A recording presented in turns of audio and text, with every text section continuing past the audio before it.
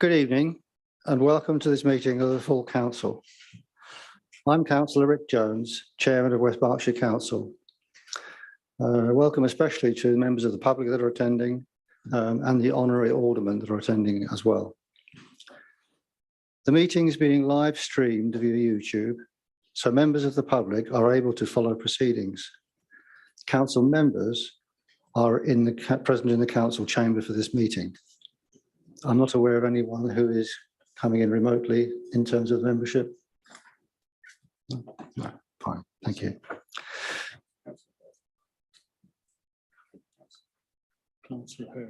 Right, okay. In that case, any members of the council who are in attendance remotely are entitled to speak and ask questions when invited to do so by myself, but will not be invited to participate on the vote. The officers in attendance are the Chief Executive, Nigel Lynn, the Executive Director for Resources, Joseph Holmes, the Interim Executive Director for Place, Eric Owens, and the Service Director for Adult Social Care, Paul Coe. Shiraz Sheikh, the Deputy Monitoring Officer, will be legal advisor to the meeting. I'm assisted by Stephen Chard, Clerk to the meeting, and by Thomas Dunn, who will be acting as our Zoom host. If we hear the evacuation alarm this evening, we must leave the building immediately. Please proceed via the safe emergency exit route. If the lockdown alarm sounds, we will remain seated and await instructions from officers. We will adjourn the meeting until such time as it is safe to proceed. I will now ask Mr. Sheikh to outline how the meeting will be conducted. Thank you, Chairman. Good evening, members.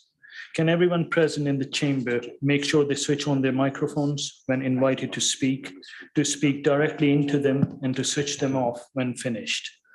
Can I ask you to make sure you have put your mobile phones to silent and have turned the sound off on your tablets? Each member will be asked to vote on an item either by raising their hand or by using the microphone technology as directed by the chairman.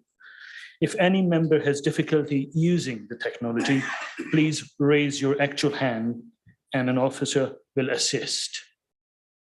If we need to adjourn the meeting at any point, the chairman will adjourn and will advise as to the revised time and date of the meeting. Do members have any questions about the way in which the meeting will be conducted before we proceed? Councillor Brooks. Chairman, I'm absolutely delighted to be able to stand up again after 2.5 years of being hunkered down. And I'd like to thank Nigel Lynn, Sarah Clark, Shiraz Sheikh, yourself, Chairman, the leader, deputy leader, and everybody else who's been involved in bringing this council back to the debating chamber it should be. Okay? It's a little scary, the four just men over here looking at us, look, okay? But at the same time, we now can have proper debate. And the most important person in here is none of us. It's Tom over there with the camera operation. If you get it wrong, you don't get Zoom. But Chairman, thank you. It's great to be back to that ability to have a little bit of a scrap. And it was the chief executive who said, we look a little bit too far apart here. I said, has to be 2 swords lengths, okay? And it is. So thank you, Chairman. Thank you, Councillor. And given that we are here to debate, I'm sure I don't need to remind members that we are subject to the Code of Conduct as usual, which does mean to show respect to each other in this chamber. I hope that we show respect to each other outside the chamber as well, but definitely while we're here. Item 1 then is apologies for absence. Do we have any? Thank you. I've received apologies from Councillors Nasser Hunt, Alan Lowe, Alan Macro, Eric Pattenden, Honorary Alderman Keith Chopping, Adrian Edwards, Graham Jones, and Officers Andy Sharp. Thank you. And Councillor Lee Dillon. Right. Councillor Barron. Chairman, Councillor Geoffrey Cant has sent his apology. Thank you. And Councillor Gareth Hurley is zooming in, so his apologies for the physical meeting, but is in attendance virtually. Okay, thank you. I turn then to Chairman's remarks. As this is the full council meeting since the sad death of our late Queen, I would like to take a moment to reflect on that recent passing. In our lifetime, most of us had only known one monarch, Queen Elizabeth II. She had the most profound effect on us all and set a magnificent example of putting service before self, a role model of togetherness, caring, and good governance. Queen Elizabeth, however, was not someone to dwell on the past, and I'm sure that she would want us to remember her with great fondness, but also want us to get on with our lives and look to the future, making it as positive as possible for everyone. As councillors, I think we could have no better example to follow in serving the people of West Berkshire. Can I please call upon you to rise and conduct a 1-minute silence for the last time? Thank you.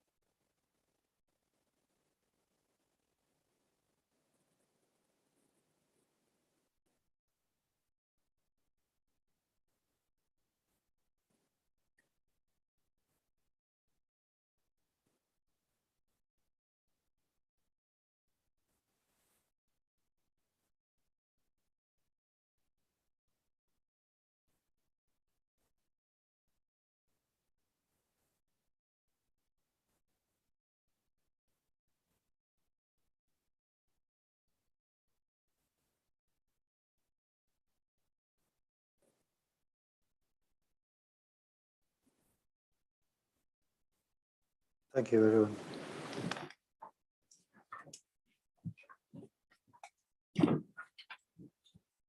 Since our last meeting in July, the Vice Chairman and I have attended some 16 events, some of course related to the Royal Mourning and Proclamation, and I'm indebted to Councillor Clive Hooker for stepping in when we were not available. I visited a number of voluntary organisations as promised, many of those supporting people with vulnerabilities, be that physical, mental, or circumstances in life. I and my wife Val continue to be absolutely awed by the excellent work that they do and the huge voluntary effort that is mounted every single day. Indeed, one can easily get the impression that every other person in West Berkshire is a volunteer. The Citizenship Ceremony last month was particularly poignant, as those that were making their final step in becoming British citizens gradually realised that they were the first new citizens in the district to swear allegiance to the new king. Finally, I note that this is the last council meeting for our friend Shiraz Sheikh, today's monitoring officer, as he leaves the authority very soon. Thank you, Shiraz, on behalf of all the members for your support to us over the years.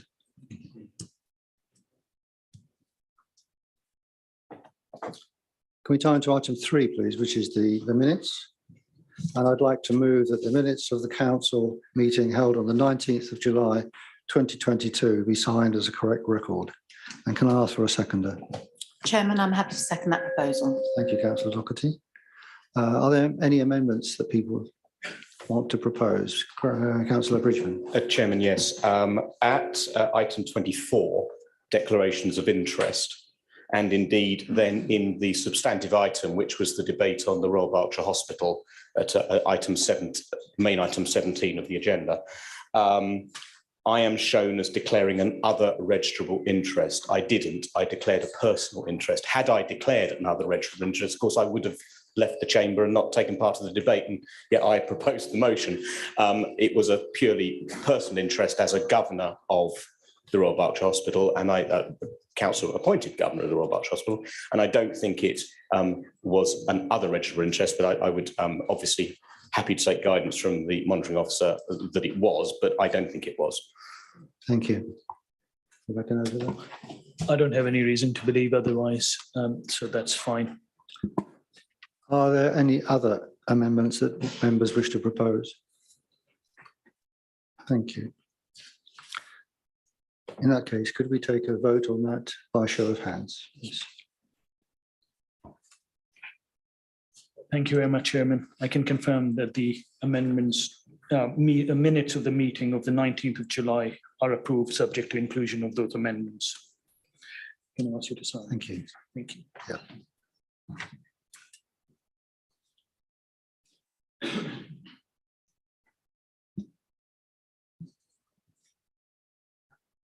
Thank you.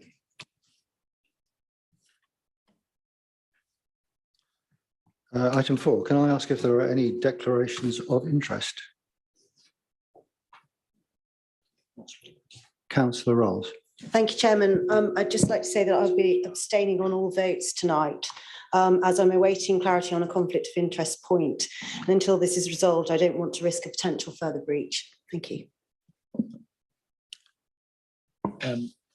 Just on that point, I believe the monitoring officer has provided clarification to Councillor Rolls by her recent email, but as ever, it remains your prerogative to declare interest. And if you don't, may I just make the point that the monitoring officer is conflicted on this matter, and I also didn't seek her guidance. Thank you. Okay. nothing further to add. Okay. Councillor Cotton. Thank you, Chairman. It mentions in item 18, page 45, Chamber of Commerce. I don't think it particularly refers to the Thatcham Chamber of Commerce, which I'm involved with, but I'm just declaring a personal interest. Thank you. Thank you. Any other declarations? No, we'll move on then. Item 5 is petitions. I've not been advised that there are any to be submitted. Mr. Chairman, sorry, did you say you haven't been aware of any submitted? I've not been advised that there are any petitions, no. Can I therefore apologise if that's the case, because I did actually ask if a petition could be included tonight's agenda. So, in that case, if you wish to present it, you may do so. okay. You have three minutes to do so. Yeah. Okay, thank you very much, Chairman. The petition I am presenting tonight relates to unrestricted parking in the suburbs of Newbury within easy walking distance of the station and the shops, i.e. Queen's Road. Ideal for vehicle users who wish to have cheap parking, but not ideal for local residents who have to endure these drivers trying to park wherever a space evolves, sometimes overlapping driveways. Some of these residents of Queen's Road, and for people that are not aware where Queen's Road is, it's the road that leads off of the Burger King roundabout on the 339. They have signed this petition requesting West Berks Council to consider adding parts of their road to the existing residents' parking schemes. The part, of course, of the east side of the Newbury, I think it's under E1, already in existence in streets close by. It's worth noting only part of this road, as the easterly section is one way and not suitable, as I'm sure one of the officers will be aware that actually resides in that part of the road. So I formally submit this petition. Okay. Could you just let us know how many signatures there are on the petition? Well, that's interesting, Chairman, because I'm taking the old system of numbers in excess of about a dozen acceptable, because of course we have had a discussion that relates to the possibility of a minimum of 250, but I don't recall that being yet council policy. I just asked so for in this information, case it's 20, because that's the only number of houses that are affected by this particular part of the road. Okay. Okay, thank you. This will be reviewed, if you can present it, this will be reviewed by the relevant officers who will confirm to you within 10 days what action will be taken. Okay. Councillor Masters. Thank you, Chairman. I notified officers that there would be the head job petition presented. It was done on the phone during shortly before the health and wellbeing meeting on Thursday because I was away, and the gentleman is ready to present, if that's okay, Chairman. We simply need someone to summarise it. You have to, I'm afraid you have to do that, Councillor Masters. It's not my petition, Chairman. It's a member of the public. Okay, we'll simply take it and process it then. This meeting is for councillors to present petitions normally. But we have had members of the public present petitions before. A lady called Jackie Painter presented a petition about the third runway at Heathrow a few months ago. I think that was executive, not full council. However, be as it may, we will take the petition and we will process it, and the member of the public will be advised on what action will be taken. Councillor Vickers. Well, I'm just to say, it seems a shame when people have taken the trouble to come here tonight. I'm sure you've got some discretion in this. Could you not allow them to speak? Just one person to represent them? They've taken the trouble to come here. We're happy to receive it, which is within the Constitution. No. So do you want me to present it then, Chairman? You just said you don't know how to present it, so let's receive it from the member of the public, okay, and we will process it accordingly. Steve, you can do the collected. Steve, you can collect it if you want to.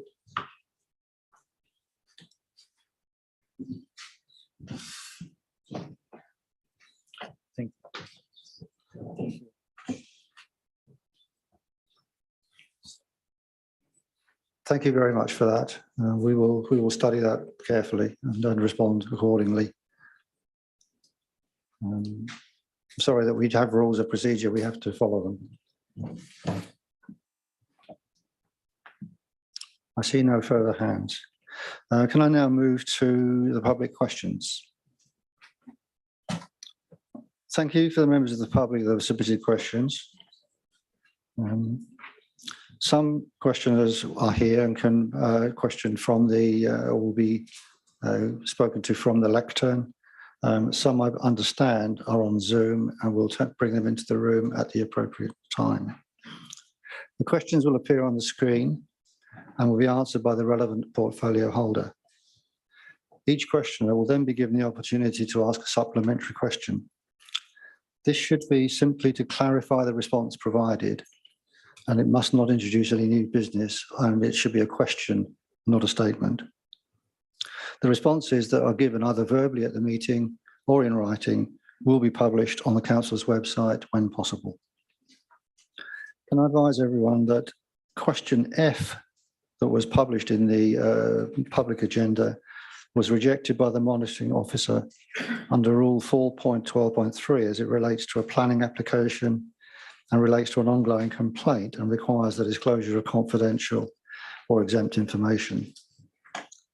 Also, that question G was rejected by the monitoring officer under the same rule as it requires the disclosure of confidential or exempt information. So can we move to question A, which I understand is from Mr. Joseph Tolman Lopez, who is here? All right. So our question, yes, please at the lectern, and your question will be displayed. And can I invite Councillor Richard Sumner to respond, please? Hello. Apologies, this is my first council meeting in person, so I'm not particularly au fait with the procedure. All right, you don't need to say anything now. You'll get the response. You could ask your supplementary in a second. Understood. Thank you, Chairman, and thank you, Mr. Tolman Lopez, for your question. Requests for parking restriction alterations and traffic calming should be sent to the Council's traffic and road safety team for initial review and assessment. I have forwarded your requests onto the team and I'll ask them to provide you with a response directly. With regards to the criminal damage that you refer to, this would be a matter for the police to investigate and action. Therefore, I would recommend to you directing your request for CCTV to Thames Valley Police.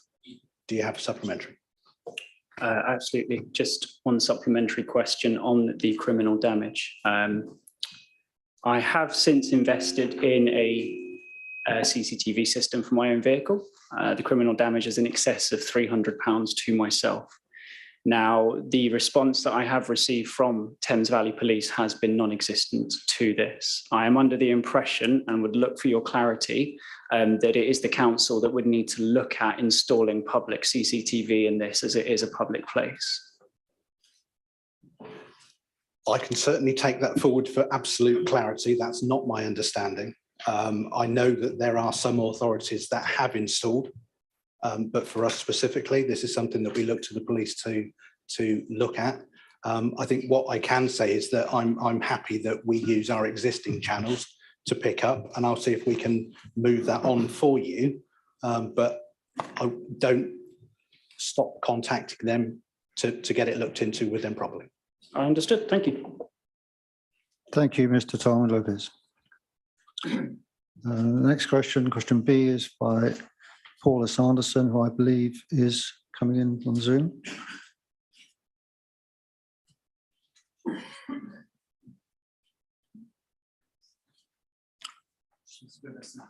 Okay. Okay, I believe she's with us. So can I ask Councillor Richard Sumner to respond? I'm here. Okay, thank you. Thank you, Chairman, and thank you, Ms. Saunderson, for your question.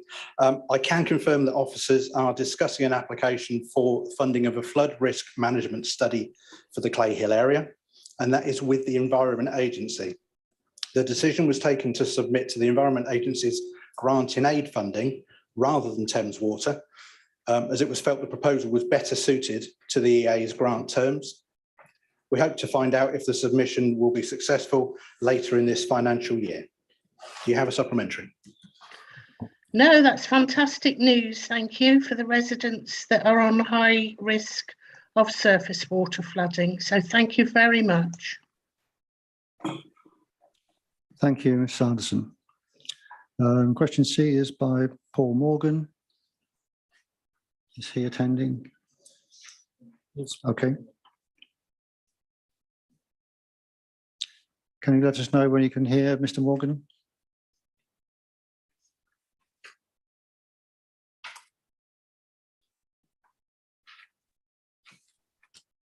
Can you hear me, everybody? Hello, Mr. Morgan. Good afternoon to you. Good evening. Okay. Can I ask Ross McKinnon, Councillor Ross McKinnon, to respond, please? Yeah, thanks, Chairman, and good evening, Mr. Morgan. I hope you're well. The full response to these questions were considered by the Executive as its report in October 2020, forward plan reference EX 3956. Do you have a supplementary? Well, I do, but you haven't answered my question, Mr. McKinnon. Who's responsible for monitoring whether a recommendation has been followed through or not? There were 15 recommendations. Who's responsible for that? Yeah, thanks, Mr. Morgan. It is quite proper to refer questioners to a council publication, such as a previously published report by the Executive, which is what I've done. And okay. Well, you haven't asked my question. I've got a supplementary though. My answer there is that the Executive are responsible for the function which you described. Okay, maybe I can't follow that as Councillor Cole. Do you have a supplementary? Yes, I do. I have the supplementary. Councillor Rick Jones, you talked about the Queen having good governance. My concern is about the lack of governance with the LRAE. Now, for example, we don't have an audit committee. So my supplementary question is the only... Make a statement, please. My supplementary question is this then. Is it fair to say that the only body within West Berks Council responsible for monitoring and reporting on the LRAE is the LRAE Programme Board, which is run by Councillor McKinnon and officers, but no other councillors? Is that the only body that's responsible for reporting on the money spent with the LRAE? That's my supplementary question. Chairman, I believe I already answered Mr. Morgan's supplementary question. So well, you haven't, Councillor McKinnon. Again, you don't answer questions, you guys. So frustrating, really is. Really is. Thank you, Mr. Morgan. Well,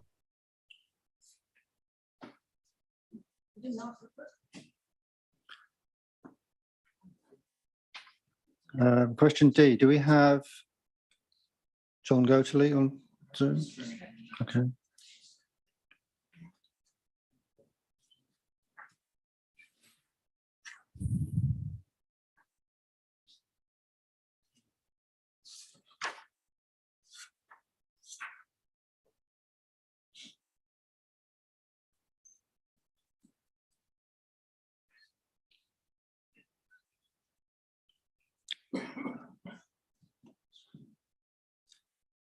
Mr. Goatley, are you there?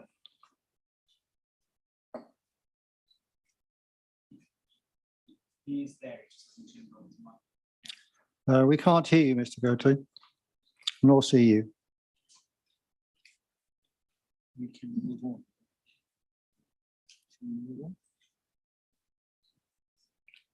Okay, we'll come back to Mr. Goatley. We'll move on to the next question. Question E is from Alan Pearce. Could I invite you to the lectern and Councillor Richard Sumner to respond to his question? Hi, can you hear me now? Sorry. Yeah, can you hang on? Well, we've had to change the order of the questions, but we'll come back to you if you just hang on, please. Thank you, Chairman. And thank you, Mr. Pearce, for your question. No, the council will not commission an independent report. And I should just, for clarity, underground surface water attenuation was included in the construction of the A339/LRIE junction. Details of this have been provided to you in previous council by council engineers. No further work will be undertaken by council officers on this request. Do you have a supplementary? Yes, I do, thank you. Has the council got themselves in a catch-22 situation? Because we've now had 3 big reports on the LRE. That's the London Road Industrial Estate Development, the environmental appraisal, but most of all, the Ardent Catchment Study Report.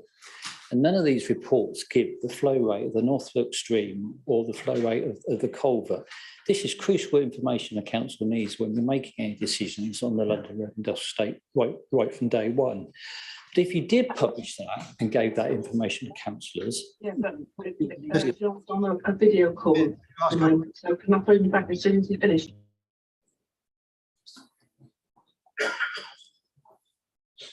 So the question was, have we got yourself in a catch-22 situation with the London Road Industrial Estate? No, I don't believe we have. I agree to disagree. Thank you. Thank you, Mr. Pearce. Mr. Goatley, can you hear us and can you respond now? Hi, are you there now? Can you hear me now? I can hear you. Can you hear me now? Yes, we can hear you. Can you hear us? Yeah, I can hear you. Fine. I will now ask Councillor Ross McKinnon to respond to your question D. Good evening, Mr. Goatley. I hope you're doing well. The answer to your question is yes. Do you have a supplementary? Yes. I walk down the London Road Industrial Estate almost every day. There are vacancies that have been posted for months now. At more than one place, I might add. If they can't get the people to work because there's a shortage of skills, how are you going to do it? Thanks, Mr. Goatley. We intend to work with existing and potential leaseholders to bring forward business investment to safeguard and create hundreds of new jobs on the estate by 2030. But there's nobody to do the job. Thank you, Mr. Goatley. Your answer has been given. You have another chance later on. Can I move to question H by Mr. Pike? And can I invite Councillor Sumner to respond?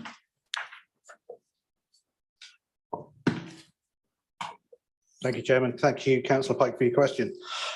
West Berkshire Council is supportive of the TFSE's draft 30-year transport strategy, described as a bold vision for a brighter future.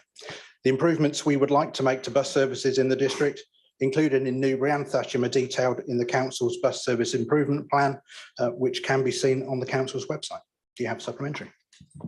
Thank you very much. Well, I understood that the time frame for the Southeast strategic plan for the Transport for Southeast strategic plan has a much longer time frame than the bus service improvement plan that's on the website.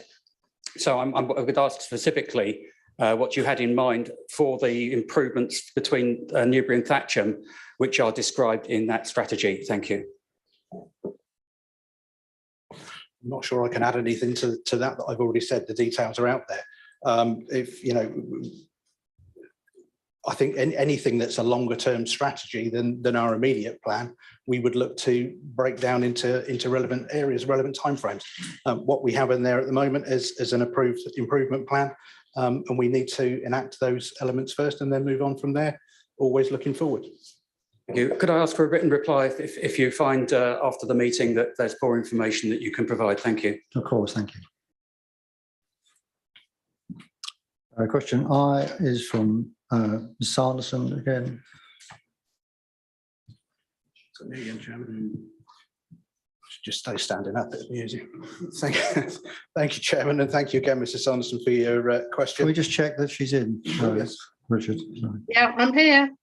Okay, thank you. It's quite a delay this week, so. Please carry on. Probably me, Councillor Mrs. Salmon. Sanderson. The recent request for funding for Thames Water Surface Water Programme is in relation to the Thatcham Surface Water Management Plan. This plan has understandably been a significant priority for the council in recent years, and this submission does not supersede any request that you have made personally. Do you have a supplementary? No, again, that's absolutely fine. Just trying to clarify which body now chases the answer to question B. So thank you very much. Thank you, Ms. Sanderson. Mr. Pearce, your question J, to be responded to by Councillor McKinnon. Hi, Mr. Pearce. Thanks for your question. First of all, the council is not intending to develop the estate in its entirety at once, as it only has direct control over 2 parcels of land at present. As you know, that's the former playing field site and the former depot site. Secondly, there's no evidence that the council has that third-party land is needed to mitigate flood risk on the estate. Any increased flood risk as a result of anticipated new development on the estate will be assessed at the appropriate time. These matters were considered as part of a high-level environmental appraisal report of the now superseded development brief of 2021. That is available on our website. They will be considered again during the development of the site-wide placemaking strategy as part of our refreshed approach to the estate, again at an individual planning application stage, and again as part of any draft supplementary planning document. Do you have a supplementary? Yes, Steve. Thank you for your answer. I suppose it's got to be, will you work with me, Councillor McKinnon?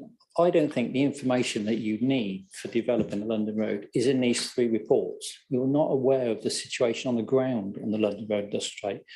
So if you'll work with me, can we have a meeting, please, to go through these reports? Okay, thanks, Mr. Pearce. I think I've already said that I'm happy to have a meeting with you and appropriate officers to discuss your concerns. I would, however, state that I do have confidence in our highly trained officers' assessment, but I would never rule out meeting with you at an appropriate point. Sure. You didn't respond to my email from the executive, though, requesting a meeting. Could you do that, please? Thank you, Mr. Pearce. Thank you. Thank you.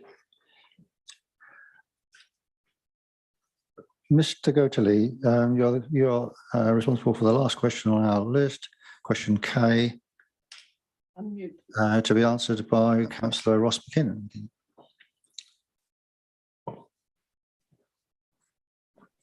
We're back on, yeah. Cool. Hi again, Mr. Goatley. The answer is yes. Do you have a supplementary? Okay. When will these figures be published in that case? The anticipated cost of the programme have already been published and are set out in Executive Report EX4219, available on our website. Thanks. Okay. Thank you, Mr. Goatley. That concludes the public questions. Thank you very much for all your questions. I understand item 7, membership of committees, we have no proposals. No changes. Thank you.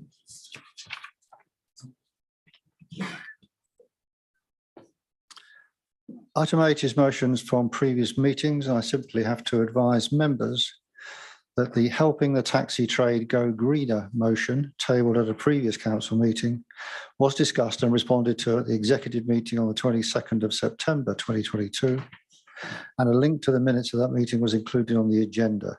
Therefore, we will not be revisiting that discussion on that item in this meeting.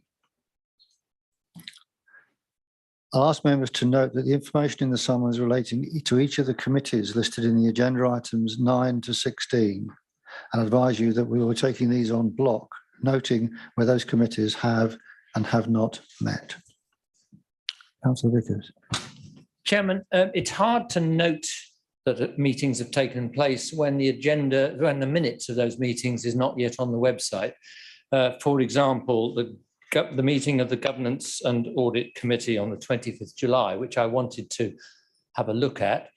The minutes are still not there, and that's 2 months over 2 months away. Could we perhaps make sure that if we're asked to note that meetings have taken place, we at least have the draft minutes available to us before that? Thank you, Chairman. Okay, fair request. Thank you. We'll make a note of that. Item 17 is one of our substantial business items, updates to the Constitution, which is in pages 33 to 40 of the pack. But the appendices that were marked as to follow in the original summons were published and distributed electronically to all members by the clerk on the 30th of September. Can I invite Councillor Tom Marino to formally move the recommendations that start on page 33 of that original agenda pack? Happy to move those recommendations, Chairman. Thank you. Can I check that the secondary is Councillor Bridgman? And I reserve my right, Chairman. Thank you. Councillor Maria, would you like to introduce the report? Thank you, Chairman. So this report rightly acknowledges the efforts of particular officers and members in getting the various documents to the current stage of drafting. What started out as a tidying up exercise soon became quite a consolidation exercise with, for example, and as the report highlights, one document, but it was meeting rules, replacing similar rules duplicated in 4 different places, parts 4, 5, 6, and 7. I'm sure that members will agree that the various new parts form a cohesive whole with the pertinent information now all in one place. As an example, the planning appendix brings together rules that were previously in 3 different places. Having said this, the document still needs some typographical and tidying edits, as Councillor Bridgman will know. To give a simple example, in the council part on pages 35 and 36 of the supplementary pack, the numbering is slightly out. The paragraphs currently numbered 7.4.2 and 7.4.3 are actually subparagraphs of 7.4.1. So they should be 7.4.1.1 and 7.4.1.2. Get my teeth back in. There are also a number of phrases that need to be linked to a glossary that's currently in the process of being drafted. As one example, in the Petitions Appendix 8.5 on page 33 of the pack, clear working days needs to be capitalised because it's a defined term and will appear in the glossary. So to deal with these minor corrections, the proposal at 2.1H is to leave the monitoring officer and Councillor Bridgman as chairman of the task group to identify them, with the intention being to bring all of these to a further meeting of the task group for robustness. If, in the monitoring officer's opinion, any of the amendments are more substantive than simply being corrections, we will bring a new paper identifying them to December council meeting, having of course taken this through the task group for agreement first. Officers also intend to bring the draft glossary to that meeting again once it's been reviewed by the task group. Thank you, Councillor Marino. I'll open up the debate for any other members. Do any other members wish to speak? Councillor.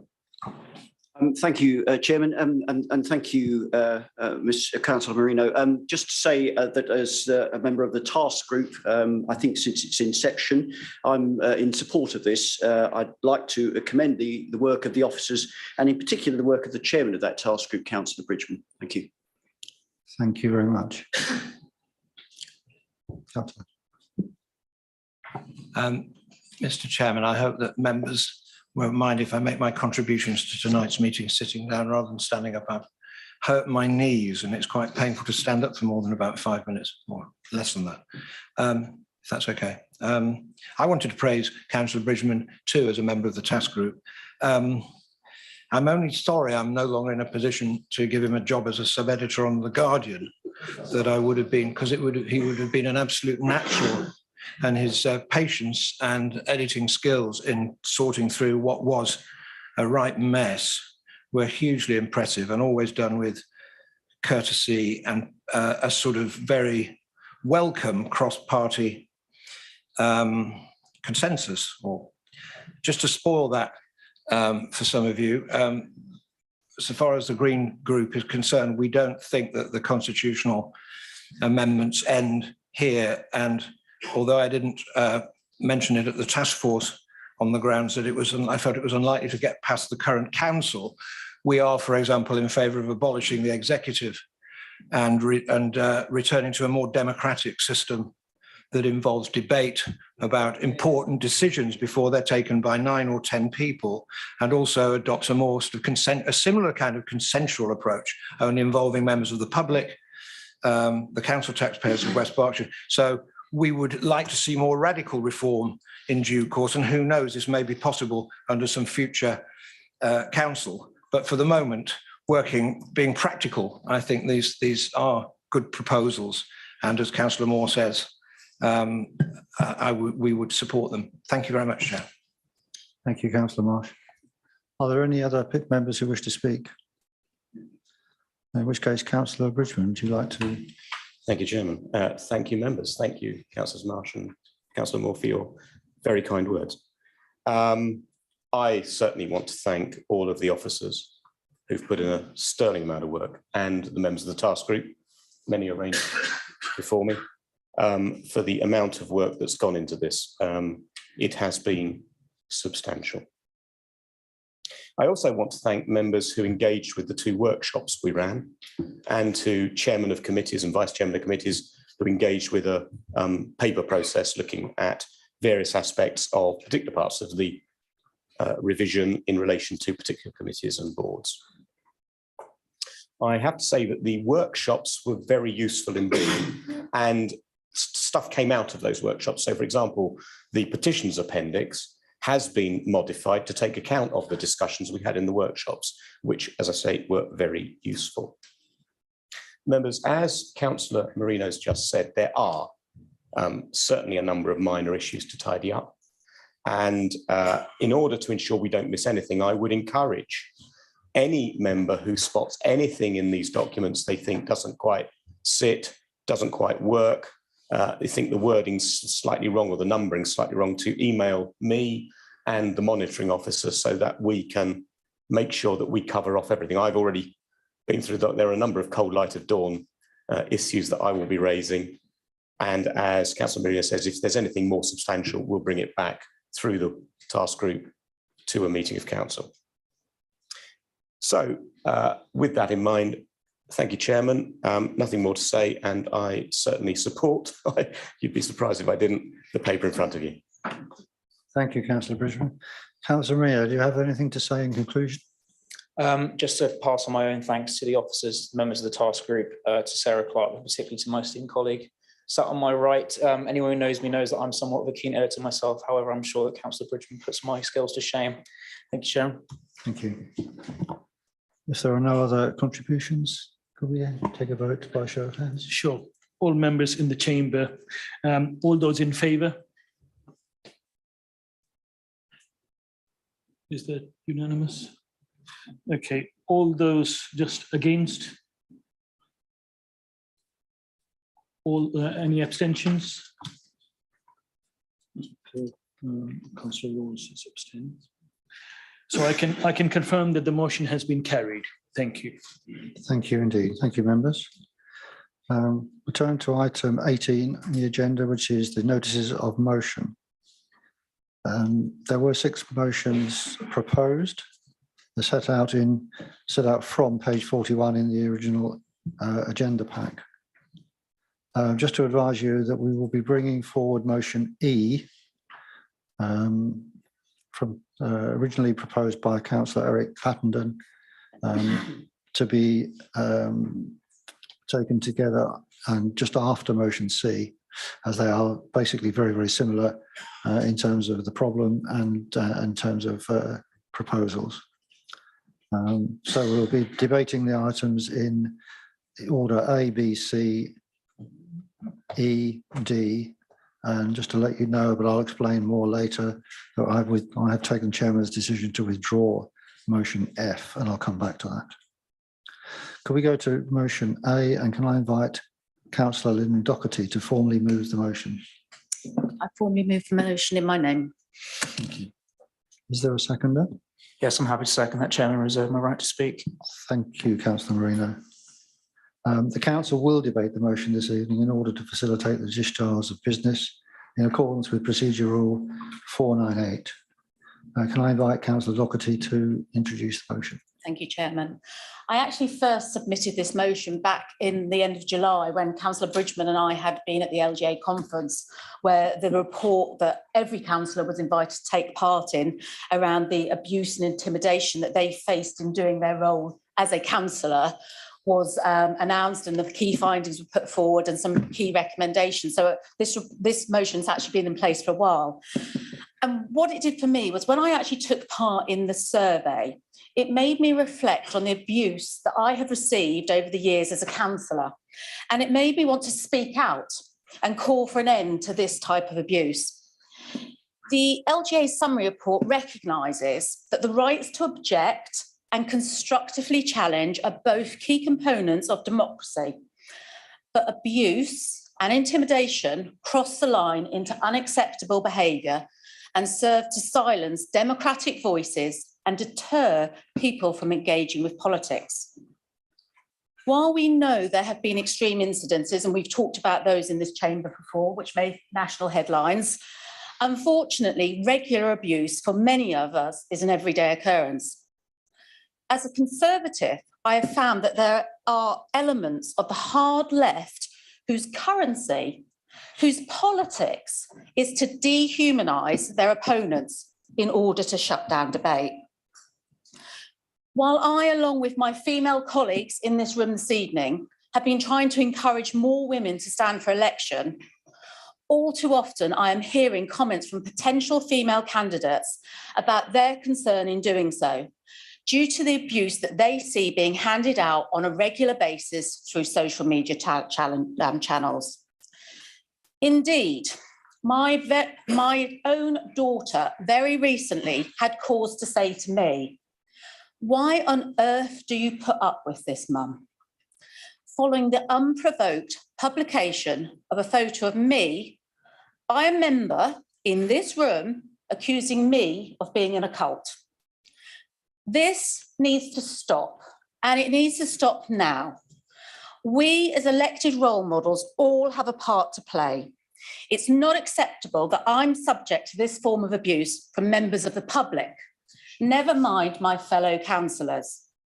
I'm no longer prepared to silently stand by and accept the normalisation of such forms of abuse.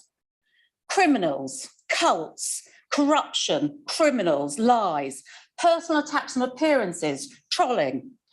If you read the report, one respondent said, "Being robust enough to handle personal attacks should not be a prerequisite for public office." Enough is enough. I want tonight to agree that we will support the LGA's campaign, debate, not hate. We will say enough is enough. And as a whole council, we will not only sign the LGA's public statement, but actually lead by example. Because I believe that only by having the courage, and it does take courage, to stand up here tonight and speak out, do we actually get something of this behaviour stopped? Stop it being normalised and stop it putting other people, as we approach 2023, put themselves forward for the role of councillors. So I'd ask you all to support this motion tonight, because if the members in this room cannot abide by it, then I think we're in real difficulty.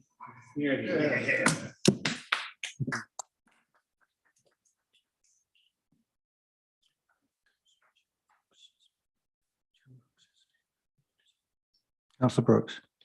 Do you want to get a seconder first? I have a second. I've done that, Councillor Brooks. We've done that. What I'd like to say to Councillor Doherty is I'm really aghast and have not seen these attacks on you. I don't go into social media much, and I recommend I'm trying a lot to of stop people doing it don't myself. bother either.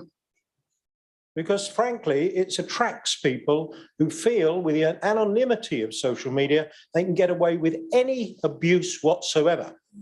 Now, I've also not heard from you or my leader of any attacks from my group on you, and I'd hope not to. Thank you. Now, because you mentioned somebody in the chamber, abuse of people in public office who volunteer to go through this is unacceptable. But I have to say, it's also, part of it goes with the territory of standing on the colours of a political party. And I hope your abuse isn't getting worse as your party plummets into complete rebellion at Westminster, because I feel for you. I feel for you at the moment. But we will be supporting this team. Just making sure. We will be supporting this. But you have to go further. We have to reach out and we have to make sure people understand that you do a lot of good as a councillor. You can do some tremendous good. I change people's lives being on the adoption panel at Berkshire County Council, things I'm proud of. And I have to fight on doorsteps against people who do abuse me. On doorsteps, all of us, who slam doors in our faces, who walk down the street and I've got my Liberal Democrat rosette on and they say, I'll never vote for you, you're useless. And I say, all right, I'll put you down as undecided. But it's not flippant what you've said, and I've seen the strength of feeling and you don't deserve it. Okay, so we'll support it. But I'll say this to you as well. I'll say this to you as well. A lot of times people come here and they ask questions and a lot of the tone of your answers is quite dismissive. Is quite dismissive. So you've got something to learn as well about how you handle people when they come here and ask questions. Because a lot of the time you look at them and say, oh, it's you again, and I'll dismiss you as quickly as possible. So you have to look into yourselves as well. Okay? I will support this, we will support this, and we will make sure if we find any abuse going on towards you or us or anybody else, we'll call it out. Now, finally, if I've got a minute, 30 seconds left, I get told by a lot of people, a lot of females, a lot of women, I don't like the cut and thrust of the chamber. I don't like the fact you have these arguments, and it's not for me. We have to do better at telling them what they can achieve. We have to do better at telling them they can change people's lives, okay? We also have to understand that politics is quite a rough and tough business. People need to vent. They do need to vent, and we are public representatives, and sometimes we have to sponge that up. We have to absorb a bit of that, but there is a limit.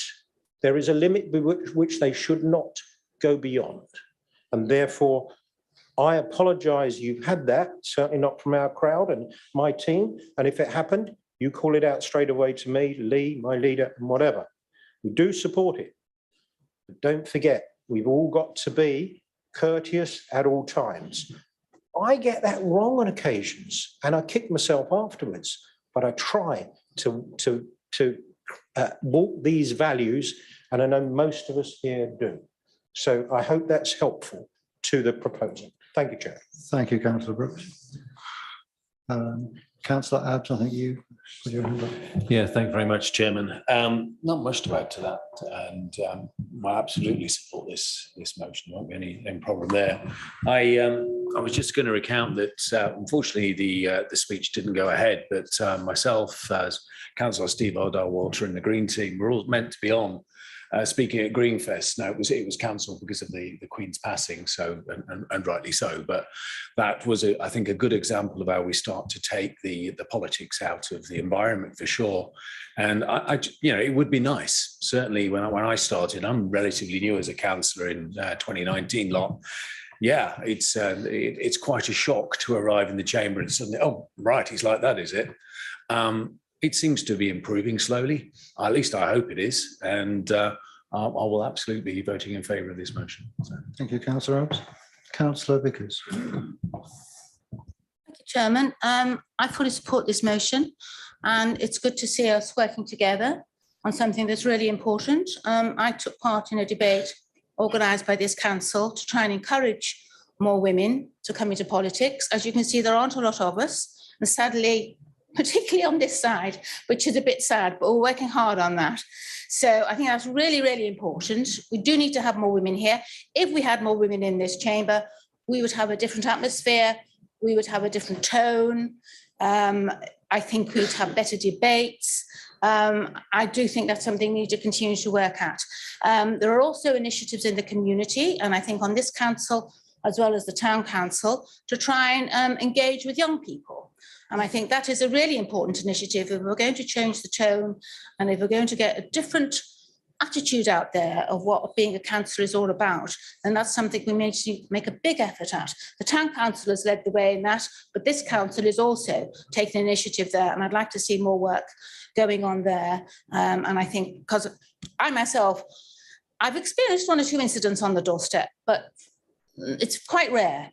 And I'd like to reassure people that it is quite rare, that generally people are very respectful when you knock on their doors, totally uninvited, ask them what they think, well, really quite intrusive questions. They're really actually quite nice to you most of the time, even if they're not your politics. So it is quite rare, but I don't use social media much. And I think this is where the danger lies. And this is where our young people are experiencing this. So we do need to sort of acknowledge that there is things out there, and I welcome this debate and I welcome this motion. Thank you, Councillor Vickers. Councillor Marsh.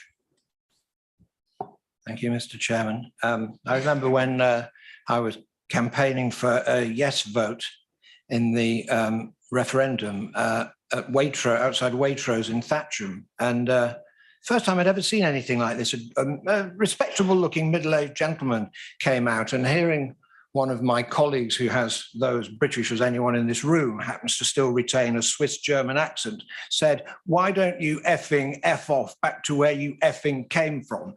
That's the first time I'd heard that in my time in local politics. And I think it's an absolute tragedy for the various other reasons that Brexit is such a disaster, that it set the tone for this. A huge part of the problem has happened since Brexit. And I do think also that the problem comes from the top. Before we talk about the council, looking at the government, how could anyone watching the Home Secretary grinning and gurning and reveling and saying, "I like to upset people, I like to upset the left, I'm dreaming of sending refugees and asylum seekers home on a plane, not home, to Rwanda on a plane. That's my dream for Christmas." What are the public supposed to think about politicians who behave in that way? In terms of, if there's abuse and intimidation, which I accept there is and it's wrong, that kind of government rhetoric sets the tone for it. Turning to the council, and I just want to give a couple of examples of something that from our point of view as a Green group, we object to. So when a senior councillor calls us, compares us to the Khmer Rouge publicly in the newspaper. Now, okay, you know, we're big boys and girls. We can take criticism or we can take a debate, but the code of conduct says councillors must treat other councillors with courtesy and respect. How is it treating us with courtesy and respect to compare us to a genocidal regime responsible for the murder of up to 3 million people? What do I say to my 10-year-old who's pretty well informed about stuff but's not heard of the Khmer Rouge when he sees that in the Newbury Weekly News and says to me, "What does he mean? What does he mean? What's the Khmer Rouge?" Well, I'll tell you what it is. It's exactly like us saying West Berkshire Conservatives are a bunch of Nazis. Now, if we said that, you'd object to it, and you'd be quite right to, because it is abusive and it is intimidatory. And this is what a senior member of the ruling group of this council said about us, and it's completely wrong. And we're talking about the example we set to public. What do they think when they see that kind of thing being said? And I just want to give another example. Now, I talked earlier about consensus and working together. Now, when two councillors from a different party worked to deal with a problem, which happened when the Travellers moved into Donington earlier in the year, and when the parish council, Speen Parish Council said, or Donington Parish Council, sorry, says they both did really well, they worked well. And when Councillor Masters spends the whole day there liaising between the different groups, talking to the police, talking to the Travellers, and then when Councillor Doherty, the other ward member, gets involved as well, then a member of the executive tweeted this in response to Councillor Doherty's actions. This is what Speen residents expect from their local councillor, not supine encouragement for illegal encampments. That may be passive-aggressive, but it's also abusive. And so please, you know, we can all point the finger at each other, but it is not just the left, or as you put it, the hard left, who dehumanise. It's people like Suella Braverman, and it's people in senior positions on this council who, as I've just demonstrated, engage in abuse of fellow councillors. And we need to think how the public are going to react when they hear and see that kind of thing. And that, I suggest, is why this problem is still with us. Thank you very much, Mr. Chairman. Thank you. Councillor Masters. Thank you, Chairman. I'll be supporting this motion. I believe it's the right thing to do, and I take particular interest in the resolution that we will support the campaign to raise public awareness of the role of councillors and encourage them in healthy debate. And it's interesting, and I draw a particular attention to the improve the responses and support for local politicians who are facing abuse and intimidation. That statement's not lost on me at all, because I've actually had members from across different parties come to me to talk about the abuse that they face within their own group. And this is not one isolated incident. It's happened on a number of occasions where I've had to sit and listen to what's going on. Intimidation and bullying from senior members of their group, and it's having an effect on their mental health. It has been reported confidentially, but this needs to be tackled, and so I would say that every group needs to look at what their members are doing and how they're facing up to that abuse. And I will be voting for this motion. Thank you, Chairman. Thank you, Councillor Masters. Councillor Colvin. Thank you very much, Chairman. I will also be supporting this motion this evening, and thank Councillor Doherty for bringing it forward. It's a shame that the whole debate was begun in the tone that it was, and not in a tone of civility, so not going particularly well. I personally haven't received abuse from residents. I think the worst that I've known is people saying something like, "You're all the same." And I think this is a problem that we as councillors across the country face. We are compared with politicians in Parliament who obviously earn a hell of a lot more than we do, have a lot more power, a lot more status. And we as councillors of all parties work incredibly hard for our residents locally. And I don't think it's right that we face that kind of criticism and compared with politicians, because it's a completely different ballgame. I think a lot of the things that deter people are the money, the time commitment, the fact that they have family commitments, and also the fact that they don't feel that they can get any traction or any influence. So this evening, somebody came along to present a petition, was told they couldn't do it. It's yet another example of how someone wishes to engage with the democratic process but isn't given the opportunity to do it. And I think that undermines new people wanting to come through and get involved. And as my colleague, Councillor Marsh, said earlier, we would like in the future to abolish the executive system. Some senior officers have said to me, "Oh, it won't change anything." Well, if it won't change anything, what's the bloody point then? I think the executive system needs to go. We need to have a committee system, and the public need to see that all councillors can have a greater input, and that will encourage them to stand. One other observation I will make, a member of this chamber a couple of times has accused me on social media of criticising him for taking paternity leave. I have never criticised anyone for taking paternity leave, and I would challenge that member of this council, if they think that I've done that, to present that evidence to the monitoring officer as quickly as possible, and let them make a judgment about that, or to desist from lying about what I've said. As that famous politician Lady Gaga said, social media is a cesspit, and I agree. I try and stay away from it as much as possible. But as I think Councillor Brooks said, if we're a member of a political party, we have to expect criticism of policy. And I think that what we need to do as politicians is acknowledge that if we are criticised, it's not necessarily a personal attack, it's because people don't like our policies, and that goes with the territory, and we have to accept that. And if we don't accept that we are criticised because we're a member of a party that is in government and is doing things that people don't agree with. If we don't like that criticism, then we should reconsider the party that we are a member of. If we don't like that collective responsibility of what the national government are doing, then don't be in that party. You know, change your colours or become an independent. And I actually think it would be a good thing if there were more independent councillors who came to represent their residents in this chamber and not necessarily a political party.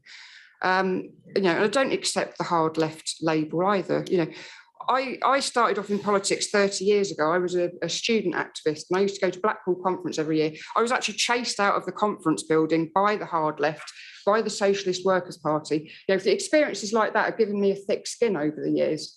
But I acknowledge that for a lot of members of the public, they haven't had that experience. They just want to come along and represent what people on the ground are concerned about, and they are put off by the tone of this chamber, by the tone of what is happening nationally. And I think as a country, we are in big, big trouble if we don't change the way we do things in politics. And that goes for a national and a local level. You know, I'm really, really concerned about the way this country's going. Yeah. Are there any other members who wish to speak?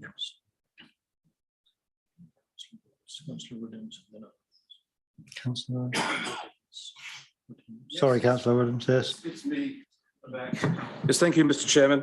I just note in bullet point 1, 2, 3, 4, the last couple of lines there, and encourages all councillors to individually sign the statement and share that they have done so on social media also.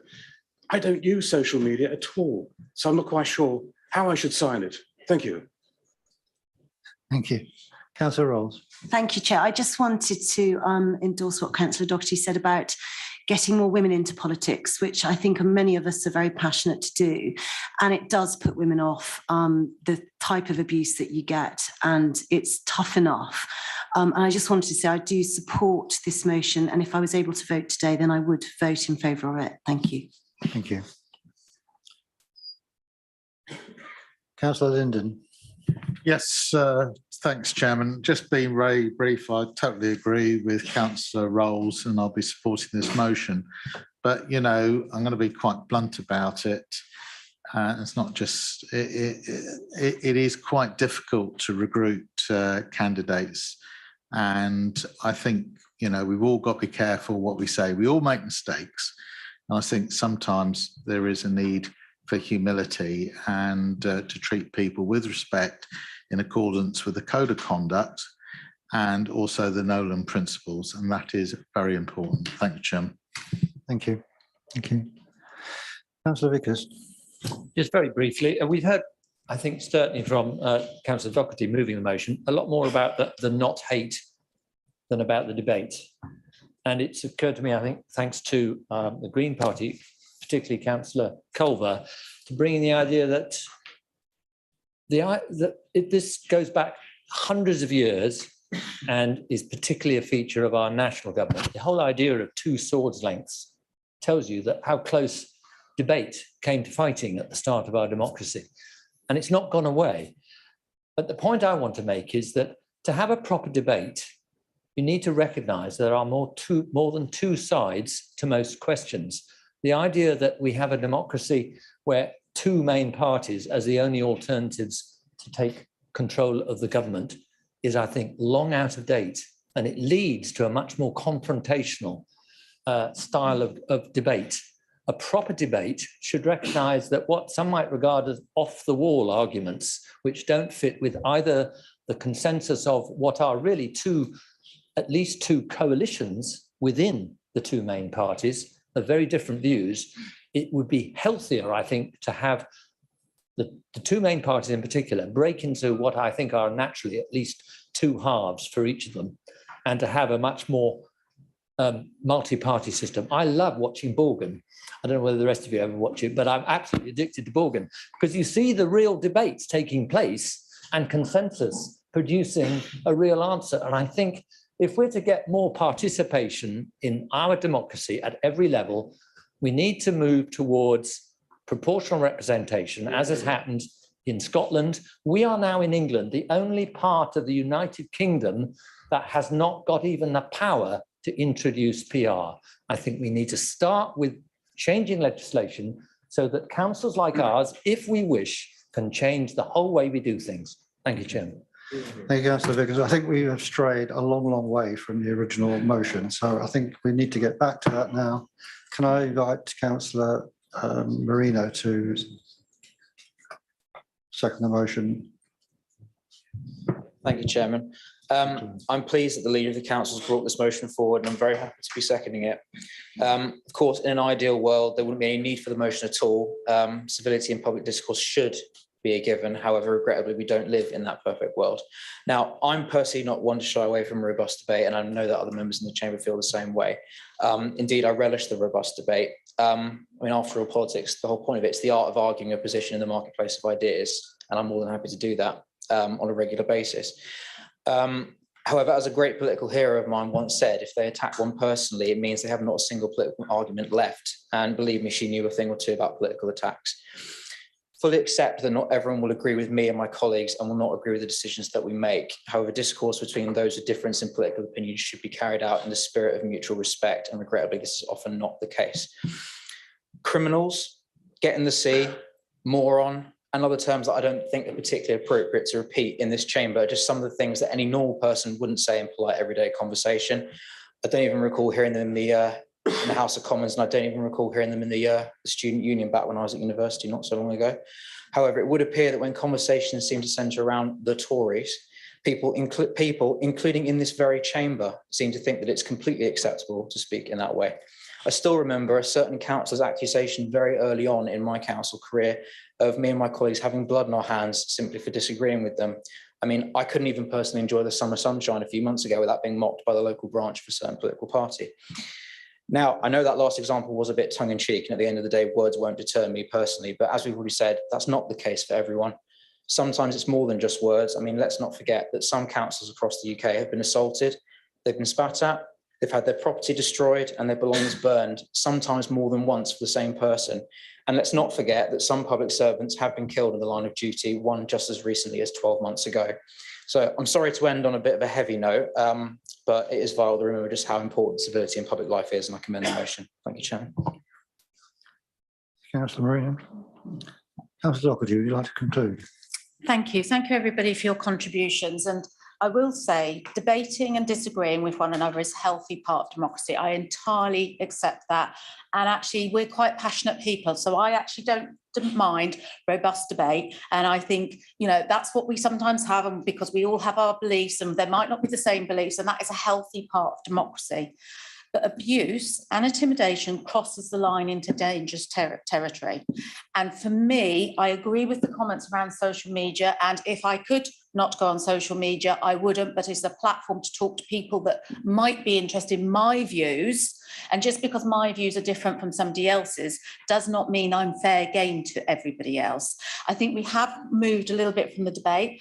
I have signed the pledge. What I would like to do is sign it on behalf of all of West Berkshire. So I understand the point about social media, Councillor Woodhams, but what I would like to do is say that West Berkshire Council as a whole will be signing up to the pledge and to actually speak out and call out. And I think if we as councillors, now, I didn't want to go in a tit for tat here, because for everything one person says, do you know what? I've got screenshots and facts and figures behind everybody else's. So we could all go down that route. My point is, it stops. It stops tonight so that we can all work collectively to encourage people, no matter what political party they're from, because we all have our beliefs, and I respect other people's beliefs in the same way as I expect people to respect my values. But I won't have myself and other people in this room subject to criticism and intimidation from other councillors, particularly when I have to work with them. It makes it really challenging to do the best by people. So thank you all for your support. I'm really pleased that this motion is going to find, hope, unanimous support this evening, and thank you for your time. Thank you, Councillor Doherty. Could we take a vote by a show of hands, please? Yes, thank you, Chairman. All members in the chamber, please can I have show of hands, all those in favour? Thank you. And all those against, and any abstentions? None. Okay. Thank you. Let us turn to motion B. Can I advise members that a notice of minor alteration to this motion was emailed to all members on the 4th of October. Can I invite Councillor Adrian Adams to formally move the motion, please? Yes, I'd like to move this motion as in my name. Okay. Can I check that the seconder is Councillor Vickers? I'd like to second the debate. Thank you. Motion. I'll advise the council will not debate this motion this evening, and in accordance with procedure rule 0.5 and 0.8, this will be referred to the Environment Agency, Environment Advisory Group, and not the agency for sure. And then to executive for consideration, as the detail of the motion falls within the remit of the executive. A report will be considered at the Environment Advisory Group and at executive, and the outcome of that will be reported to council, and Councillor Abbs will be kept fully informed and will be invited to attend the meeting of the advisory group and the executive where the item is considered in order to explain the motion. I am a member of that group, Chair, so yeah, I'll definitely be there. Can I invite you to speak to the motion for up to 3 minutes, please? Thanks very much, Chairman. Members, given the constant temperature increases, especially in the summer months, it's become critical to protect ourselves and our economy by providing shade for humans, businesses and wildlife. This is especially evident when walking down any of our high streets and watching how people navigate the streets, many hugging the shady side of the street to avoid the excessive exposure to the sun's UV rays and heat. I don't need to repeat the predicted effects of climate change. This summer, we experienced a lot of the key ones. Also, given that the efforts so far are barely having any effect on the rise in temperatures, it's safe to conclude we must prepare as best we can for what now will look quite a sad state of affairs. Therefore, we need to make some strategic investments and changes starting now. Most people incorrectly focus on the value of green canopies or green cover from a carbon capture perspective. It's there, of course, but its other benefits are more immediate and may in fact be more valuable. The motion simply commits us to a process of establishing a green canopy down as many high streets as possible, as fast as possible across the whole of West Berkshire. Where that's not possible to have the fixed plants and trees, then mobile foliage would be my second choice. Look, a green canopy can offer many benefits, and I'll just list a few. Natural cooling. Just one mature tree has the same cooling power as 15 room-sized air conditioners. Energy saving. Let's do it right. Let's place those trees in the right place, and we can see 25 to 30% energy savings in buildings. Deciduous trees are obviously best for that because they happen to be leafy in the summer and lose the leaves so the sun can shine in the winter. Yeah, trees are a stress reducer. According to studies, the mere sight of trees reduces blood pressure. Exposure to trees makes children less stressed, and drivers who can see trees are less frustrated. It's a biodiversity accelerator. We know we have a crisis here, so anything we do is going to help. It's a money multiplier. We know people go to places they must, but they return to places they like. As the Newbury Vision recently postulated, increasing the visual amenity should increase footfall and dwell time, and so accelerate revenue. Trees also act as stormwater filters, peacemakers. Thank you. Trees reduce crime and illness. They provide oxygen and a visual enhancer. Let's face it, a tree is often nicer to look at than a building. And of course, trees help fight carbon emissions. I'd love us to have debated this evening because everybody necessary is present. We could have got through very quickly, set out a plan and moved forward. We're not going to do that. I just hope it doesn't take 8, 9, 10 months to get through AG and the executive to come back to chamber as something we can all support. Thank you very much. Thank you, Councillor Abbs. We'll move to motion C, which is the cost of living. Can I ask Councillor? Can I move the motion in my name, please, Chairman? Thank you.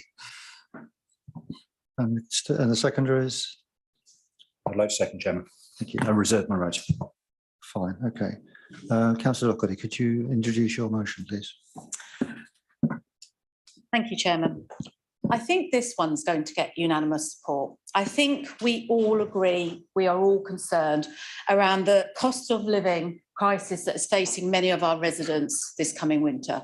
I think we may have differences of opinion, which I'm sure we'll robustly debate, around how best to help them. But certainly we've seen this coming for some time. And in fact, I sat down with our own chief executive here, I think it was the end of August, start of September, and said, we need to be preparing for the winter months. We need to be looking at what our response will be here in West Berkshire to help our residents through the winter. And we've been fortunate enough to have, well, I say fortunate enough, and that isn't the right terminology, I apologise. We have experienced before going through a crisis of how best to help our residents. And we have had a very successful partnership with Greenham Trust and the Volunteer Centre West Berkshire to look at a hub model to support residents coming forward. We've actually already had a very healthy, good debate and discussion. I'm sure people that were there will support that at the Health and Wellbeing Board, where we talked about all the different things that we as a council can do. I think everybody is concerned. I'm really pleased that tonight I can announce that we have had confirmation of our third tranche of the household support grant, which is for about £695,000 of support. Now, what we've done previously with that money, and I know that there's another conversation going for slightly less coming up, but 695 is what's in the pot at the moment. What we have done with that money is we have always looked at how best to distribute it. So I'm hoping many of you will know we've already given to some of the charities supporting our elderly to help them support get through the winter. We've already committed to a cost of living support appeal with Greenham Trust, whereby we've match funded their 50,000 to put 100,000 into a pot to support all of our charity and community groups to help us get through this winter. And in fact, today our chief executive met with those providing food.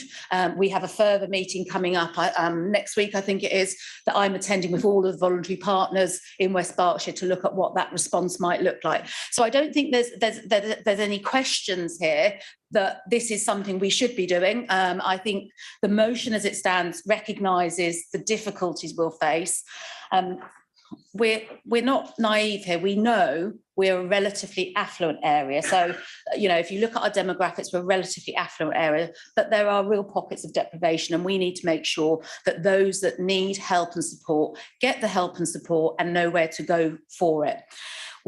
Obviously, there's been immediate action, and I did particularly welcome the energy price guarantee, which was introduced, because I think by capping those energy prices, it means that the typical average household will pay no more than £2,500, which is a lot. But due to that guarantee, it will save around £1,000 per household. So I welcome that. I welcome the additional household support fund grant, and I think we should continue to look at how best we will be utilising that. And we've already had conversations around free school meals, which we've done in holiday periods before, and how we use some of that money for vouchers for that. What we've also done before with that money is we've paid out directly to households so that they've actually been able to apply to us for a specialist piece of money to help them get through, and we'll continue to use that money in that way. I think I'm trying to think. I think we did about 1,370 households up to date was the money that the figures. And I'm looking at Councillor Joseph, but that was one of the figures that I had heard, but I'm not quoting it, Joseph. So I think we need to be really careful about how we spend that money, understanding that there has to be a safety net for those most in need. So I had put this motion in. I appreciate that the situation is constantly changing, and I'd had this motion in since I think our initial conversations.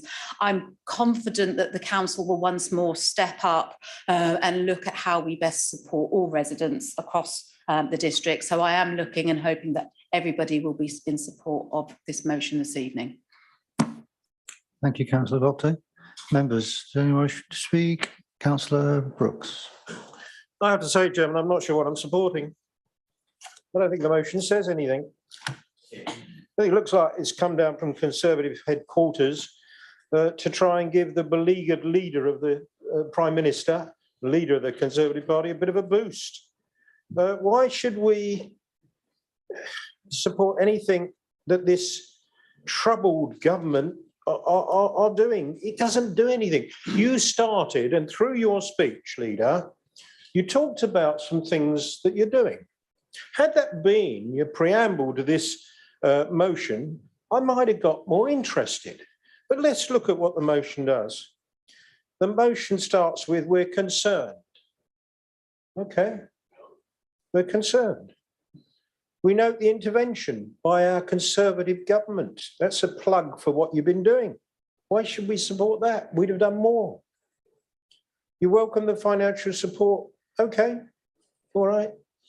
And then you resolve to do what you're supposed to do anyway, which is distribute these funds. You're wasting council time with this. It's asinine. It doesn't mean anything. We're going to abstain because frankly, you're not achieving anything by this motion. Now, to be fair to you, some of the things you've just said about what you're doing, you are achieving things with those. We say in our motion, you need to go further, which is coming up later. But this is just, I don't know where you've got this from. It doesn't do anything. It doesn't change anything. It does what you're supposed to be doing anyway and gives some sort of succor to your government saying, aren't you doing well, government? Well, guess what? You're not. Your parliamentary Conservative Party is fighting like ferrets in a sack. None of them can support each other. Where is the collective responsibility? Where is the teamwork? Even Penny Mordaunt is now against Liz Truss. What are your whips doing? Now, obviously, you don't necessarily know, but the population are looking at a government and they are frightened, frankly, frightened that you have no grip as a political party on this country and what the country is going through. So really, please bring something forward with some teeth and something that will move the goalposts, because this doesn't do it. Councillor Martha Vickers. Thank you, Chair. As Councillor Doherty said, there was a paper brought to Health and Wellbeing where we discussed this. There are some good initiatives being proposed. We had a good debate there. There was concern expressed about whether there would be the resources to do all the things that the council would like to do, because obviously this is dependent on what comes down from government. And Councillor Doherty herself expressed concern about this. So a lot is dependent on government. This is a health and wellbeing issue, so I think it's right that it should be dealt with at health and wellbeing. And I hope all members have actually read the paper, the cost of living paper. I'm concerned that not enough members actually take interest in the Health and Wellbeing Board, that read the papers, attend the meetings, because some serious things are discussed there. I think this is, across the chamber, and I think it is a really important committee of this council. It was an initiative of the Liberal Democrats and coalition, I have to add, but I think everybody agrees that it is an important committee of this council. At this committee, we did talk about how this is an emergency, that maybe we should be dealing with it the way we dealt with COVID, have a subgroup, have a board that considers all these proposals, that liaises with the councillors. It is an emergency, and just as important as COVID was, because people will die if this isn't addressed properly. Councillor Doherty referred to the excellent initiatives coming down from government. I'd just say that the grants that have been sent down by government, and they are welcome, and hopefully they will do some good to families. But if the government doesn't ensure that benefits keep pace with inflation, then these grants will be totally wiped out. And the agencies that are working with vulnerable families and individuals now are already expressing concern that the government will cut benefits in real terms, that they won't keep pace with inflation, and they will do this in order to fund the tax breaks for the rich. And this is extremely worrying. And I hope this council will express this concern to our MP, who will then take it to government, because this must not happen. If this happens, people will die, and it will be this government's fault. Councillor Abs. Yeah, thank you, Chairman. I must admit the one I'm balking at more than anything else is trying to pat Liz on the back. I just really can't do it.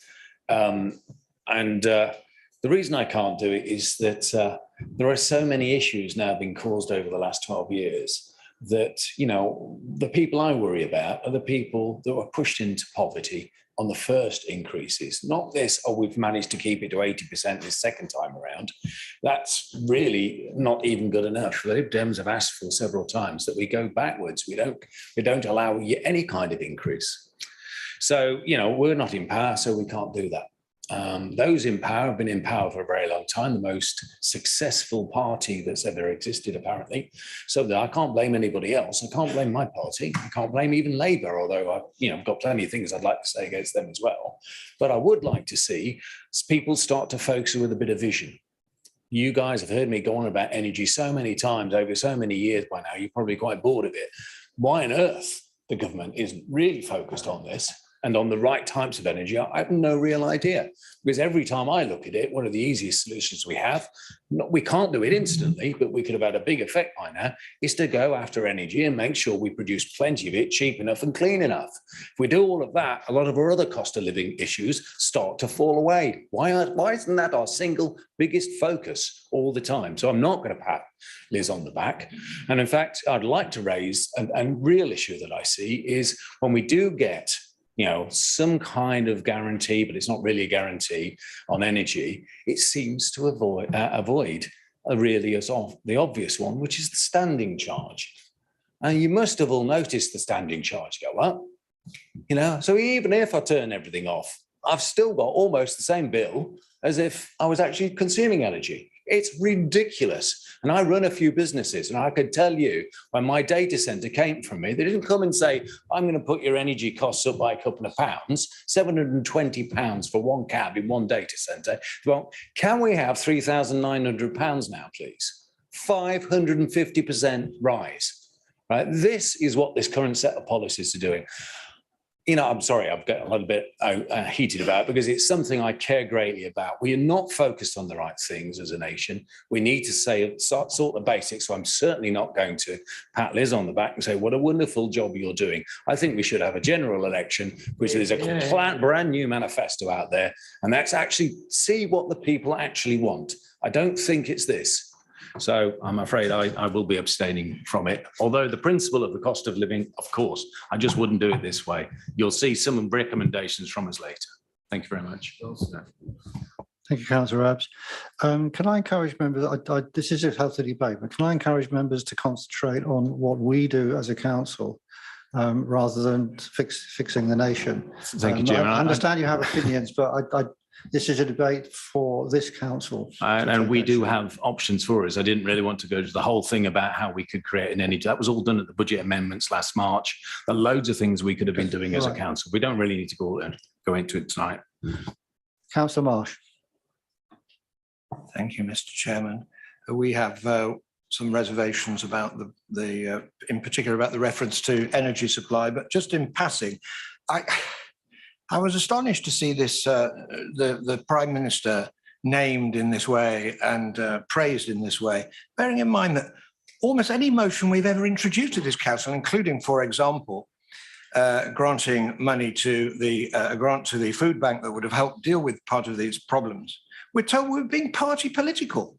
When we tried to ask our MPs why they voted in a certain way that we felt was not encouraging Thames Water, to put it mildly, to stop putting sewage into the rivers, we were told we were being party political. You've actually named the Conservative Prime Minister and singled her out for praise in this motion. If that's not party political, what is? I was just absolutely astonished to see that. However, on that subject of the food bank, by the way, what a shame you couldn't have found it in your hearts to vote for that. We proposed a modest amount of money, £40,000.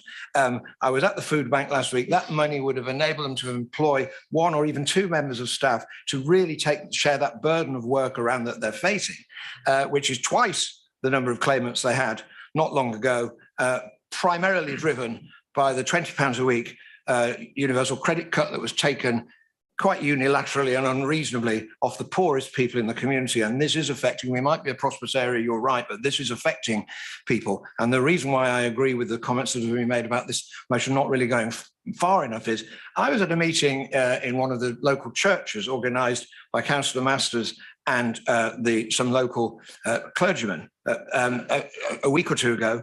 We're talking about having to provide warm spaces for people to go to. because they can't heat their homes. This is a real crisis. You know, I mean, it's incredible. It's literally incredible that in such a wealthy country and in a wealthy area, we have people reliant on food banks, reliant on charity to feed their children, reliant on charity and churches and libraries to provide them somewhere to go that's warm in the winter. It's absolutely astonishing to me that, that this is where we've got to in 2022. Just on the energy part, this was fairly astonishing as well. The reference to clean energy such as nuclear, wind and solar. Well, you didn't mention fracking there, Councillor Doherty, or basically the fossil fuel bonanza unleashed by the government this week, a government that's up to its neck with the climate change deniers of the ERG and the Tufton Street dark money think tanks.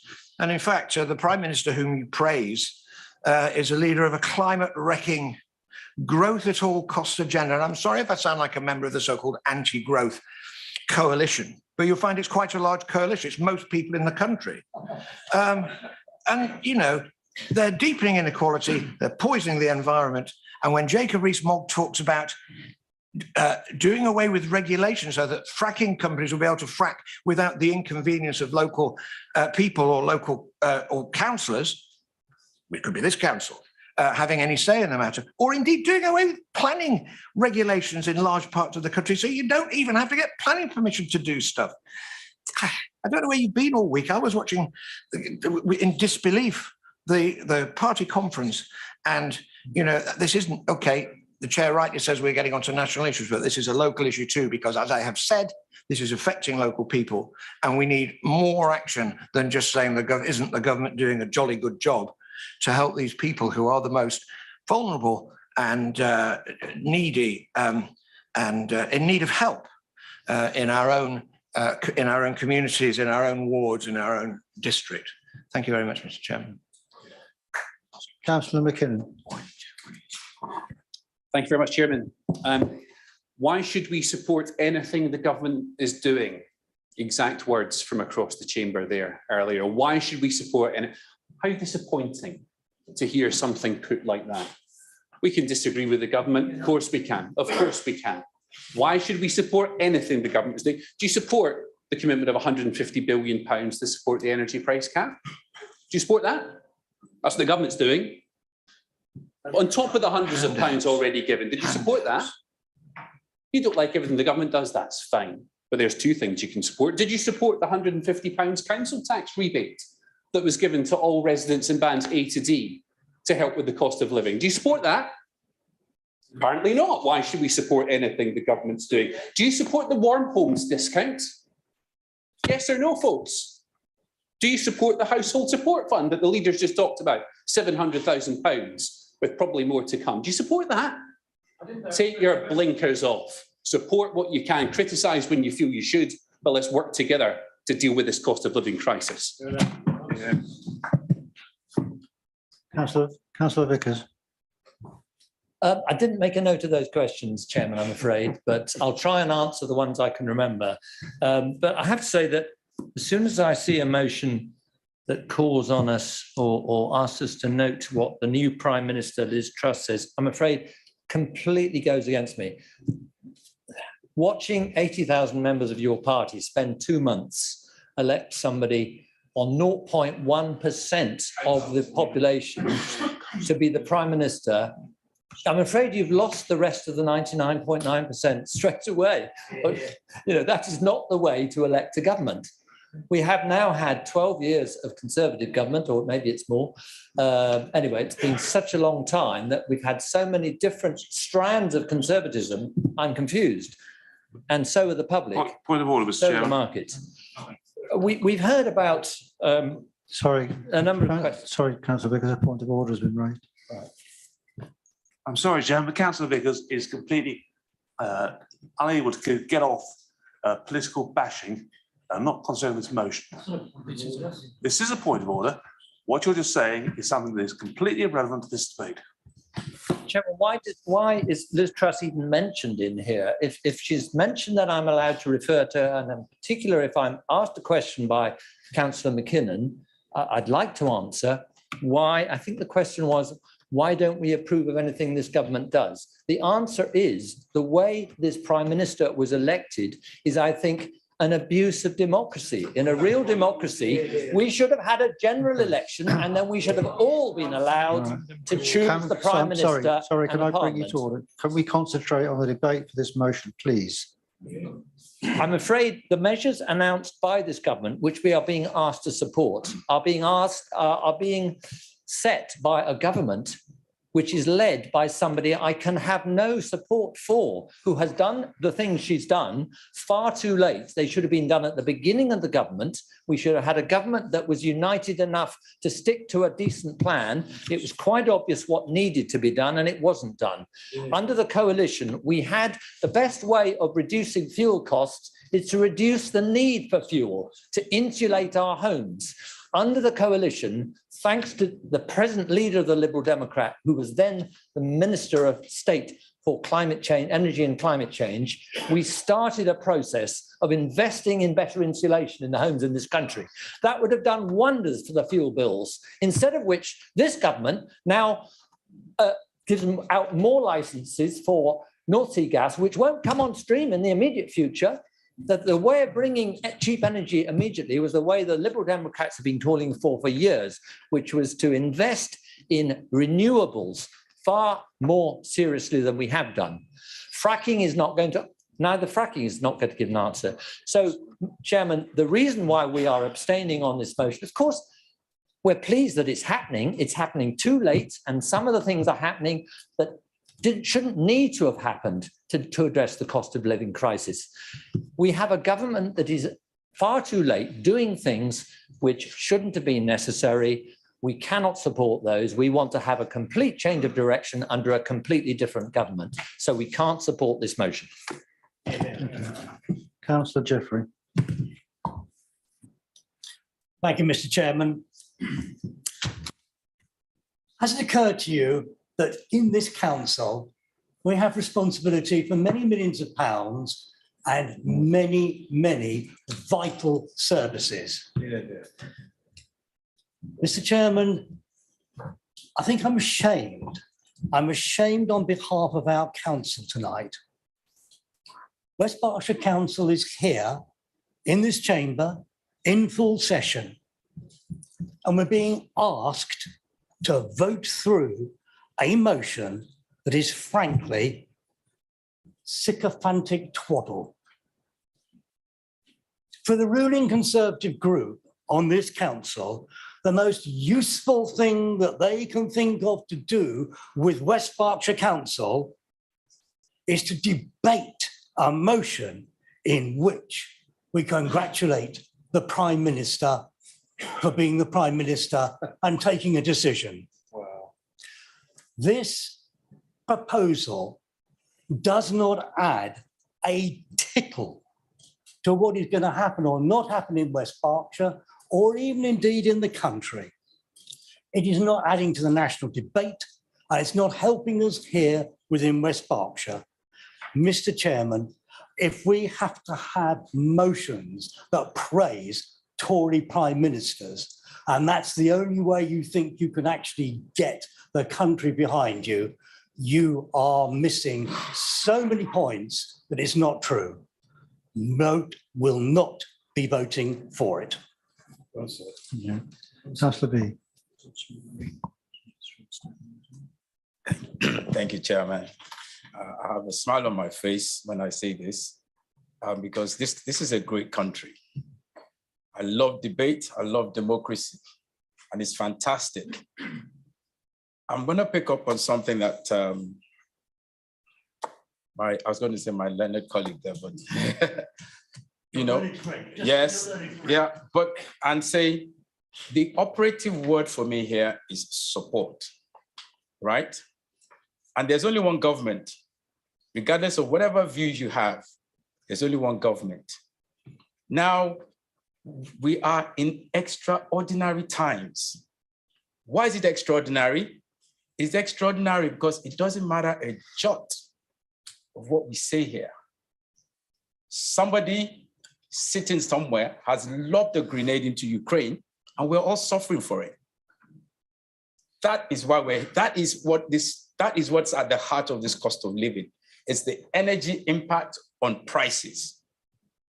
That is really why this is happening. So what this is saying is about support. But what it's also saying to us when we don't is that we give a moral victory to Putin. He sits there and he says, look at discord. Because when you lob grenades into the midst of a house, of a home, people all live together, this is like our home, and you send things and we just fight amongst ourselves, we're not focusing on the issue.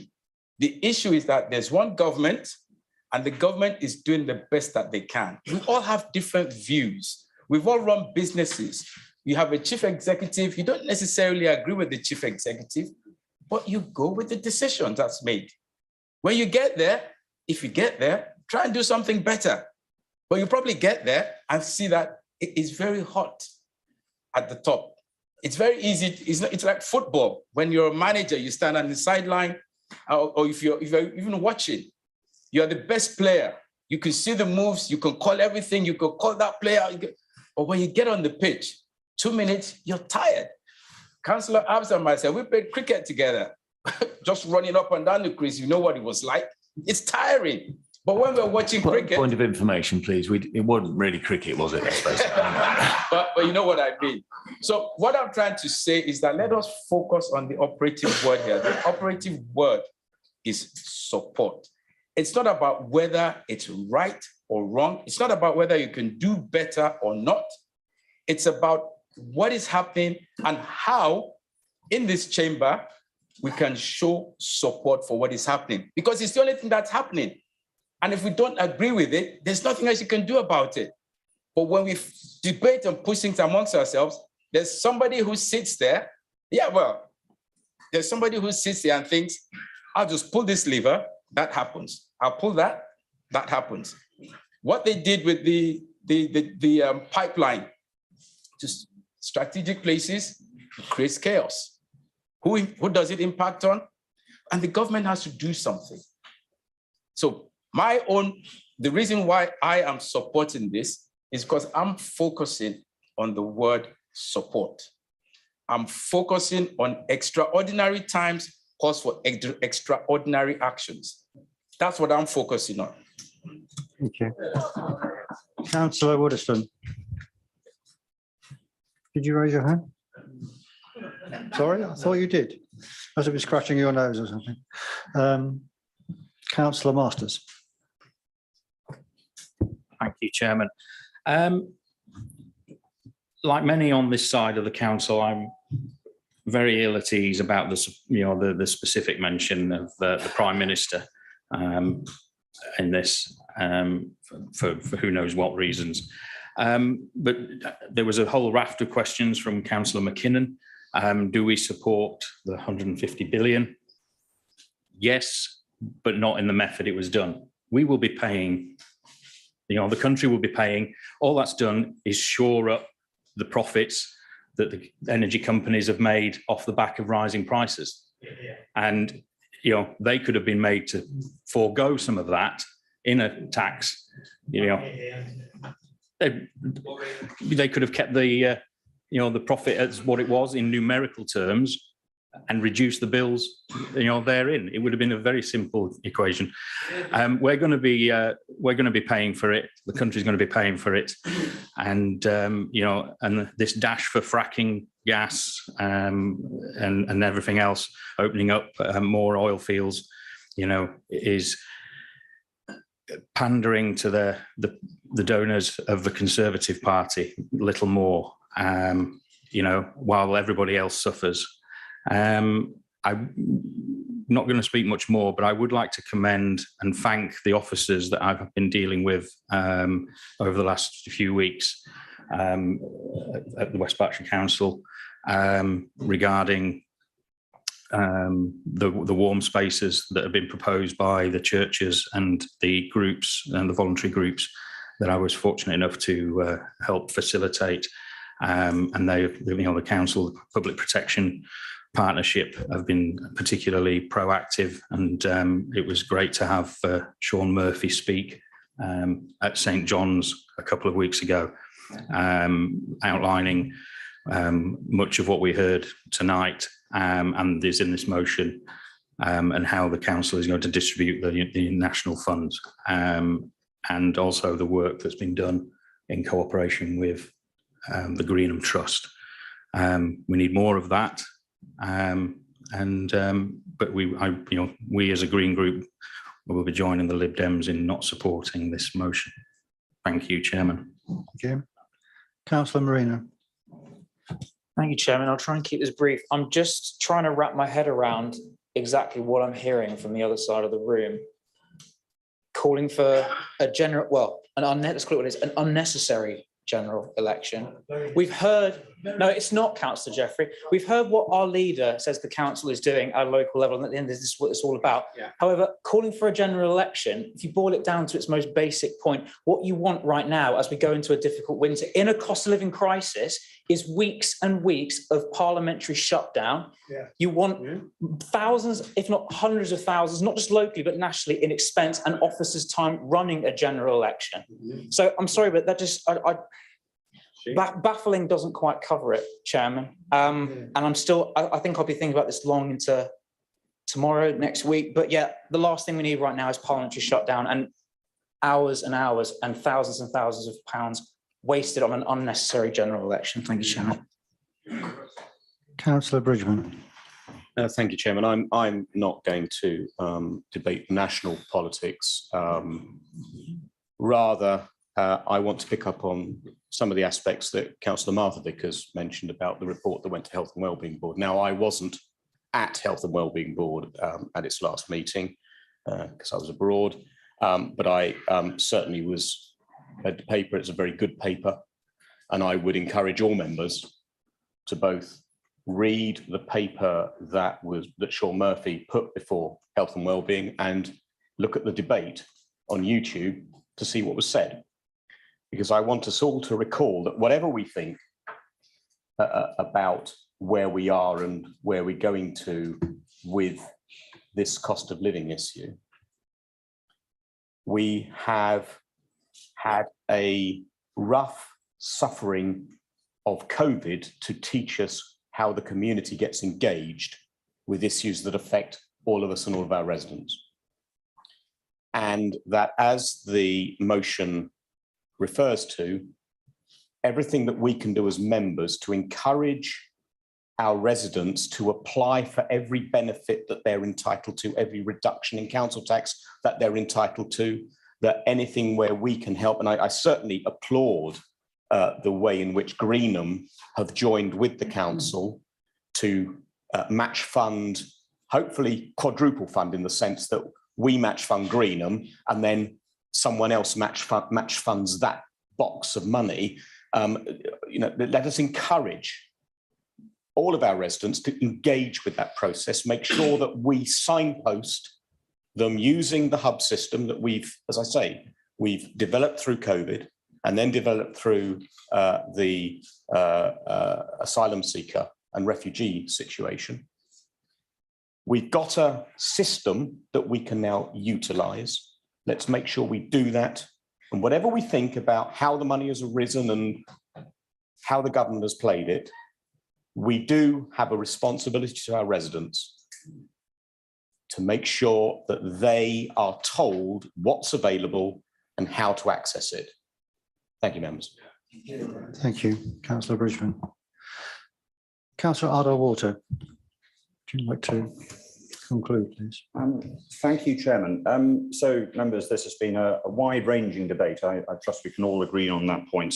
I was disappointed, as many of my colleagues are, about the stance from over this side of the room, that you're not really going to support this because it comes from a Conservative government. You mentioned the government, we don't like the government, and what actually you're doing. You're being sycophantic. Of course, everyone can read the motion in its entirety, and I don't need to go through the points of the third paragraph of exactly what this council is resolving to do. Central government has its responsibilities. We, the local authority, have our responsibility to deliver money, funding and schemes to local residents and resolve difficulties. And this is the whole point of local government, may I suggest, that we know our residents best. We have the find easier access. We have partnerships again with bodies such as Green and Common Trust. So we are able to implement a high-level scheme and put it into action here. It is important, Councillor Brooks, that we do these things. You may shrug your shoulder and say, oh, it comes from the government, it mentioned the Liz Truss, so we're going to abstain. It's not really important. But really, that doesn't stack up, does it? I trust we all agree this is an emergency we are in. As Councillor Loco very clearly elucidated, this is a global crisis. Worldwide energy prices are going to shocking levels, and I totally accept all the points about the state we're in and the impact on some of the most vulnerable in our communities. We have got to do something about it, and we are doing something about it. So again, in terms of relevance, I really would have welcomed more engagement rather than having a pop at the government and a desire for another election from Councillor Brooks. Thank you. From Councillor Brooks and his colleagues. And again, we need to focus on what we as a council are going to do for our residents. So just touching, and I will be brief, on national politics and Ed Davey, who was quoted, and absolutely I take your point, Councillor Vickers, that yes, he did start a good thing, and I'm glad that this government has continued with insulation.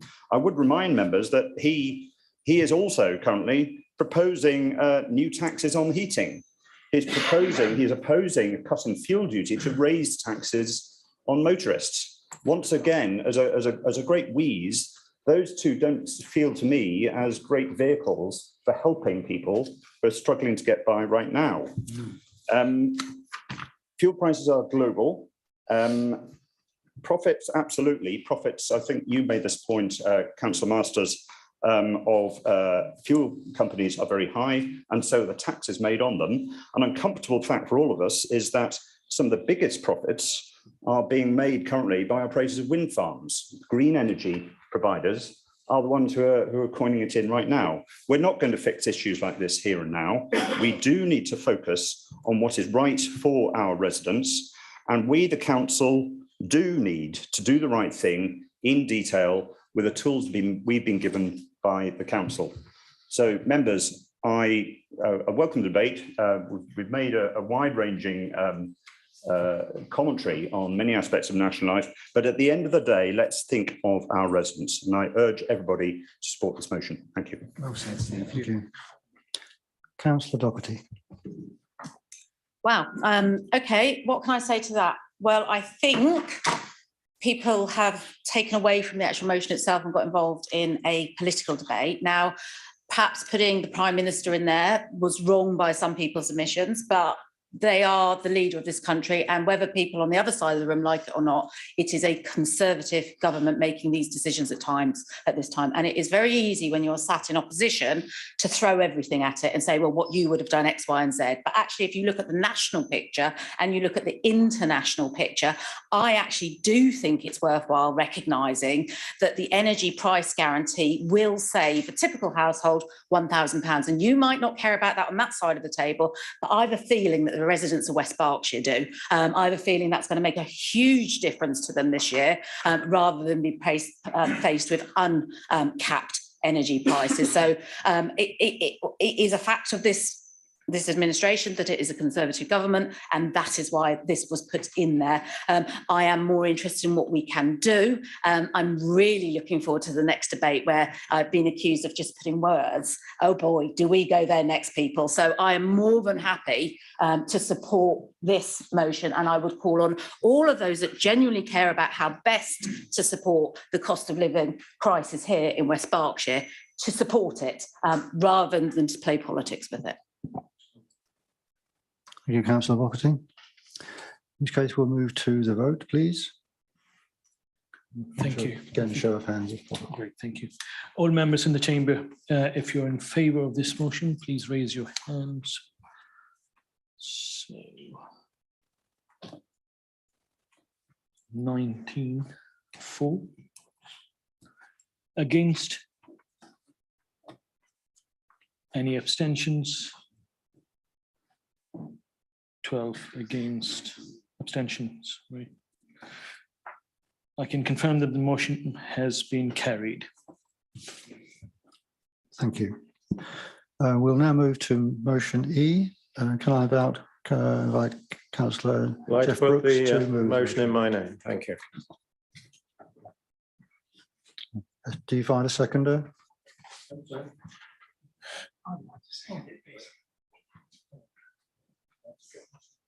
Councillor Jeffrey. Okay, fine. Okay. Do you wish to reserve your right to speak, Councillor Jeffrey? Yes, please, Chairman. Fine, thank you. Councillor Brooks. Well, Chairman, let's do it again, but let's do it with some actions in the motion this time.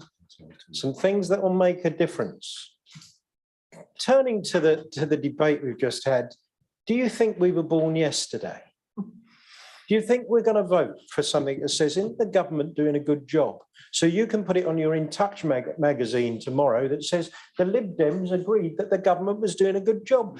Have we just come in the, have we just got off the boat? Don't be so stupid. We're never going to support something like that. It's a nonsense. And it didn't say anything. I won't go back over that.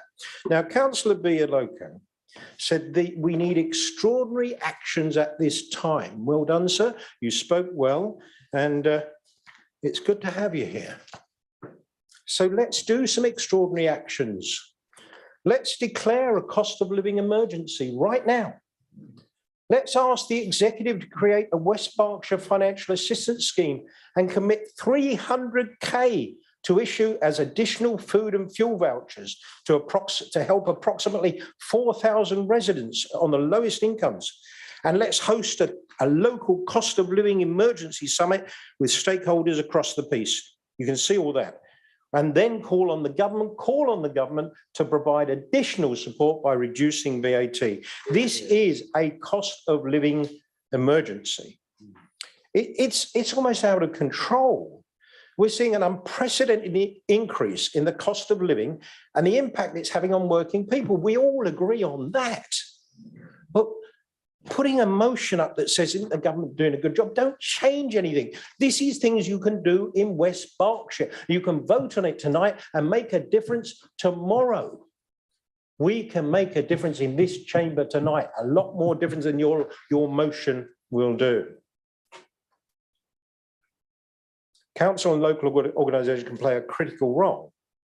But the problem that people are facing at the moment are massive. We've got to do big, extraordinary actions. And these are things we can do, because not only have we got the energy crisis, the cost of living crisis, add to that, or part of that, with people with a mortgage, they're scared witless. They've got used to an interest rate regime where they're paying 1 or 2% above base, and they're looking at 10% interest rates. We're going back towards the late 80s, early 90s of negative equity. Keys thrown back to building societies because people can't afford their mortgages. People haven't lived through this before, a lot of people, and they're scared. And right at the bottom of the those who are really struggling, we've got to show inclusivity, that we're going to do something for them. We're going to go further than what the government's doing. Let's not go back to whether the government should be doing more. Let's talk about what this council can and should do.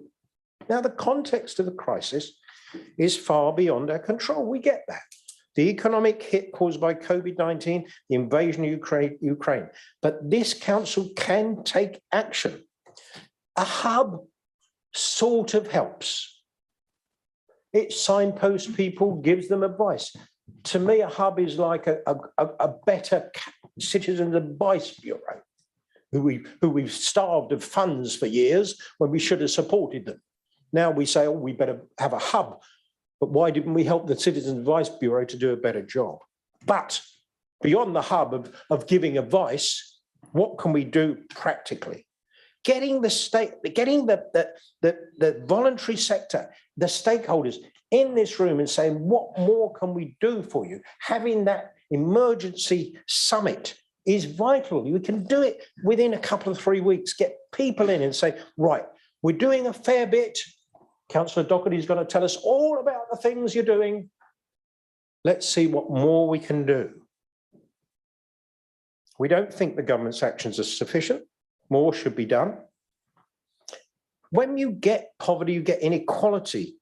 We claim to be concerned about inequality, social inclusion.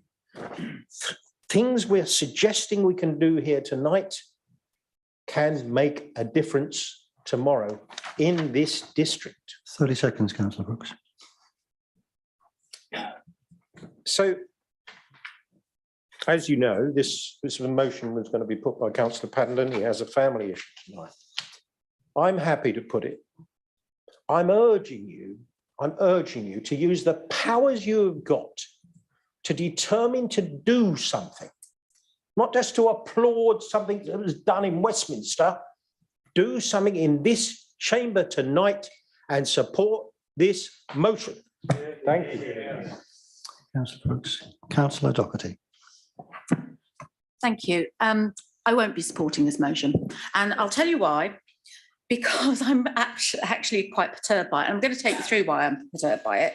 Because when I read this motion, I see a lot of let's talk about it.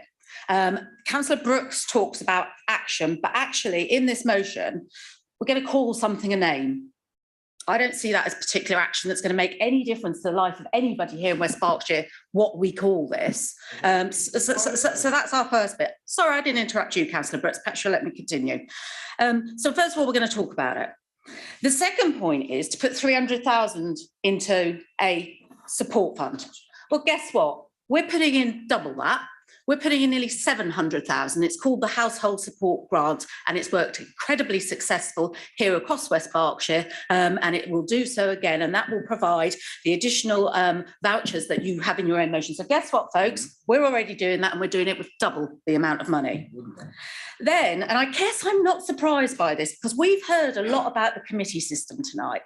And just so you're all aware, the LGA do not support a committee system. And in fact, the vast majority of councils up and down the country are not committees because, guess what? Committees are slow and cumbersome and talk a lot and make no decisions. And guess what? Your summit would do exactly that. All we've already put in place, as I've already said, our chief executive, guess what? We're already talking to those local providers. Guess what? We have already scheduled in and have in place that meeting with all of the voluntary sector. So have we so far done any action here, folks? Is there any action in this motion that we've had before us tonight? Because I'm not feeling it. I'm just seeing words. We'll then go on to the other bit, call on government. So we're talking about what West Berkshire can do, but actually, ultimately, it's call on government. And we go in then to talk about universal credit. And what this says to me about universal credit is the opposition don't understand how universal credit works and actually how universal credit can actually be seen as a growth mechanism. It's one of the most exemplary systems that have been put in place. And in fact, I heard the Joseph Rowntree Foundation say that only this week to talk about what an excellent system the universal credit is, how it helps people into employment, and how if used properly, it can actually be a positive factor for growth. And yet here we are, let's do the most simplest thing possible and put a supplement in for £20 for everybody. That isn't going to work. That is not what's required. We need to look at, in terms of universal credit, we need to look at the universal support that goes with it. And I would argue there, if you put that in there, I would have argued for more help with that. And I would have said, actually, there's a lot more we can do with universal support around helping people with disabilities into work, helping those most in need, making sure that safety net is where it is. But that doesn't say that. That's just a simple, let's not think too hard about what the mechanism does. And I think we've already talked around, we introduced the warm homes test discount. It's there. And from what I see in Lib Dem policy, I'll back Councillor Arderwater, the idea is to cost families more at the current moment in time with some of the carbon policies that are coming out of the Lib Dem policy making machine. So I'm not convinced, as Councillor Brooks says, that this motion actually does anything. whereas we actually have done things. So when he talks about inaction, well, guess what? We've put the model together. Well, guess what? We've already put an appeal out there to get more money in, which we've also put in. Guess what? We've already given out £200,000 worth of money to charities that support our elderly. So there is an awful lot of action already in play. I've been with the team this afternoon talking about how we will make sure vouchers go to those most in need over the coming months. So I think, as far as West Berkshire Council is concerned, we are responding. I love it when everybody thanks the officers because I think our officers do a brilliant job. However, I will say they do a brilliant job with the support of the councillors, and it's a conversation that I've been having for a long time. I didn't need to write a motion that said we're all going to sit down and talk about it because I'm already doing it. Councillor Cotton. Thank you, Chair. Well, I'd like to start by seeing what we agree. Okay, I'd like to say, Councillor Loco, I do agree with my fellow councillor, good one fellow, about these are extraordinary times. We've got war, we've got potential famine because of that war, we've got the pandemic, and the financial crisis because of inflation, which may be blamed on other things, but let's gloss over that because we're here to talk about now, not look back as to what we have done, but what we are going to do and to do more. We do live in extraordinary times, but we mustn't just support things that the government is doing. And I'm sorry, Councillor McKinnon, was it so necessary to say that we didn't welcome these things in themselves? No, it's not. No, are you interrupting me? You are very, very, very annoyed when people interrupt you, Councillor McKinnon. I'm asking Chair, can I continue? Yes, please do. Thank you. Okay. We must do more. Again, I agree with Councillor Ardar Walter. Basically, it is an emergency. And what is at the forefront of this motion is the declaration of emergency. And that's not just saying words, it's something that gives intent of doing more. Yes, what has been done, and I'm not going to go backwards, is necessary. But what can we do here? And I'm glad to hear there's things that we can do here. But can we do more? Can we put aside £300,000 to actually just be totally focused and dedicated? I look after, I've heard, and I'm just giving more, okay? Okay, well, apparently that's humorous. I've been told under conduct that laughing at people who are making a very serious point isn't really protocol, but never mind, I'll continue. We need to do this now. I live and represent a ward which has pockets of extreme poverty and deprivation, as does Lambourne. And I want to see us not go back and see what the government has done or the bit we have done. I want to go beyond that and do more. That's why I'm supporting this motion. It always becomes political. I understand that. But seriously, I genuinely believe this, and I'm asking you to think carefully about the way you vote, and let's see what else we can do within this council to do more. Okay, thank you, Chairman. Councillor McKinnon. Thanks very much, Chairman. I thought that the leader spoke very, very well about the action that the council is taking. I just want to talk very briefly about one of the let's turn this into a national debating chamber points about calling the government to act to cut the standard rate of VAT. Now, on the face of it, cutting VAT's got a lot to commend it, right? As with most tax cuts, I might add. But the thing with that is, do you know how much it would cost? It's easy to call for a tax cut like this and play sort of fantasy budget, but do you know how much that would cost? If you don't, how can you responsibly call for it? Now, I know how much it would cost. It would cost £19 billion a year. Now, if somebody asked me, do I support a VAT cut, I would usually say yes, but I would support it in the context of an overall budget. We can't just sit here and throw suggestions about what taxes to cut at the government. And it is the government, it's not us, by the way, folks. We've got no power to set that in West Berkshire, but here we are. But the budget has to be set. The overall fiscal envelope has to be set. We can't just say cut that, put UC up by 20 quid without looking at the overall picture of public spending. So I would urge our opposition to be a wee bit more responsible when they're trying to set national fiscal policy on the hoof and piecemeal. I don't think anyone responsible would vote for it.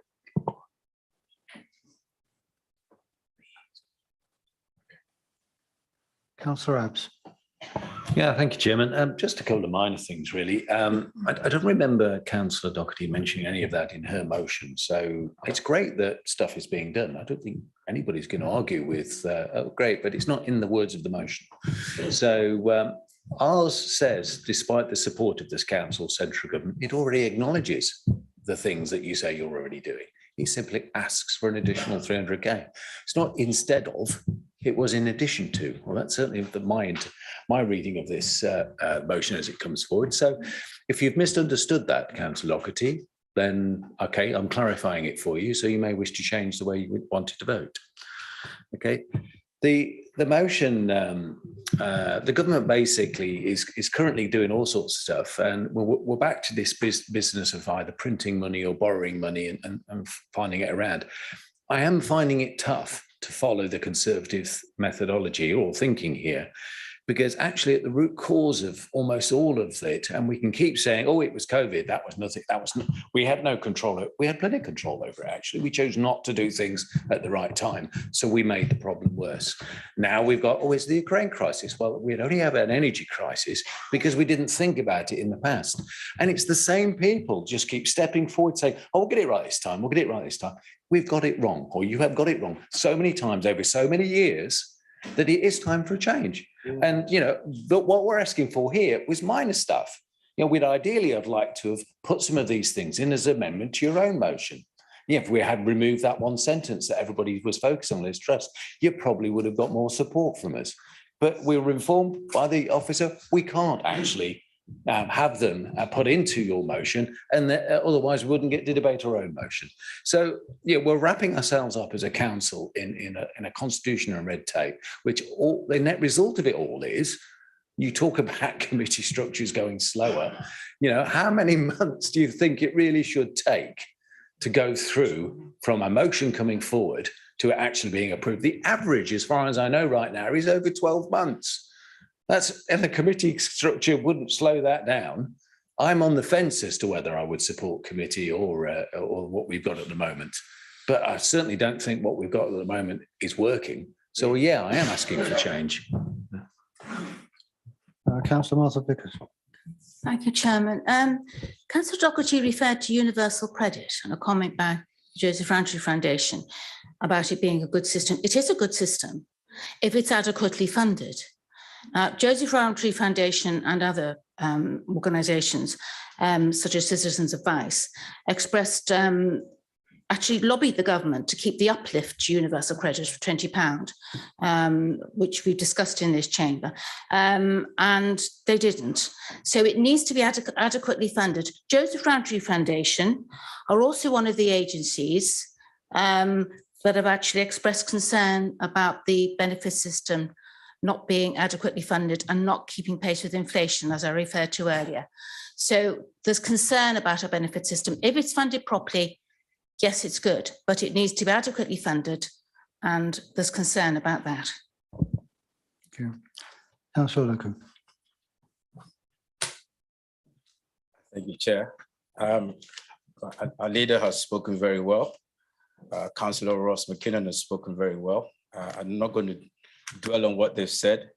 I'm just going to retort and say, this is not extraordinary action. This is extraordinary inertia. Thank you. Councillor Ardagh-Walton. Thank you, Chairman. I just wanted to respond to one of Councillor Abbs's comments and I think I've got it right here. We got it wrong. In other words, you quoted various government decisions around various things, and they were wrong. They should have been this, they should have been that.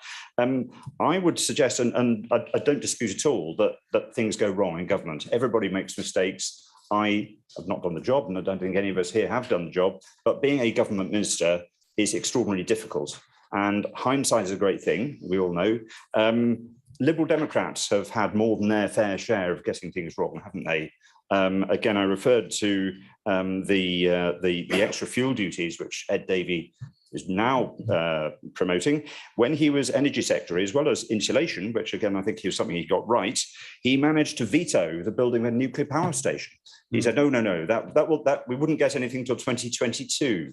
Now, just imagine having, or was it one of the Lib Dem leaders? So, in an alternative world, had they given the go-ahead when they could have, we would have had a far better, more secure energy supply in this country. So, again, I agree with much of what you said, Councillor Abbs. We got it wrong, I think, is a bit harsh to second guess and look back on any politician within your own party or outside it. Thank you. I wish we could have a proper debate. Councillor Masters. Thank you, Chairman. I'm just going to make some comments. I think we should be declaring a cost of living emergency. But what struck me is that there is a lot of support on both sides to actually get some stuff done and make sure that we support those who are most in need of it. And there's been a lot of to-ing and fro-ing between the two motions, and much is made about cooperation. Now, it would seem that the Lib Dem motion could have been added in as amendments, etc., and there could have been some negotiation. Why that didn't happen, I don't know, and I'm fairly disappointed that that didn't happen. And we would probably, and if the ruling group have shared the figures that have been revealed tonight with the Lib Dems ahead of time, there could have been a consensus where the council could have come together in complete unanimity that what the council is planning to do with the government money that's coming down, and the conversations that are going on, with local agencies, etc. And I think many people in the room are already speaking to those very same agencies, and we should have had us all in the room together. I did get some feedback from members opposite regarding my meeting at St John's with the church groups and the voluntary groups, and I thank Councillor Wollaston for sharing that across his ward.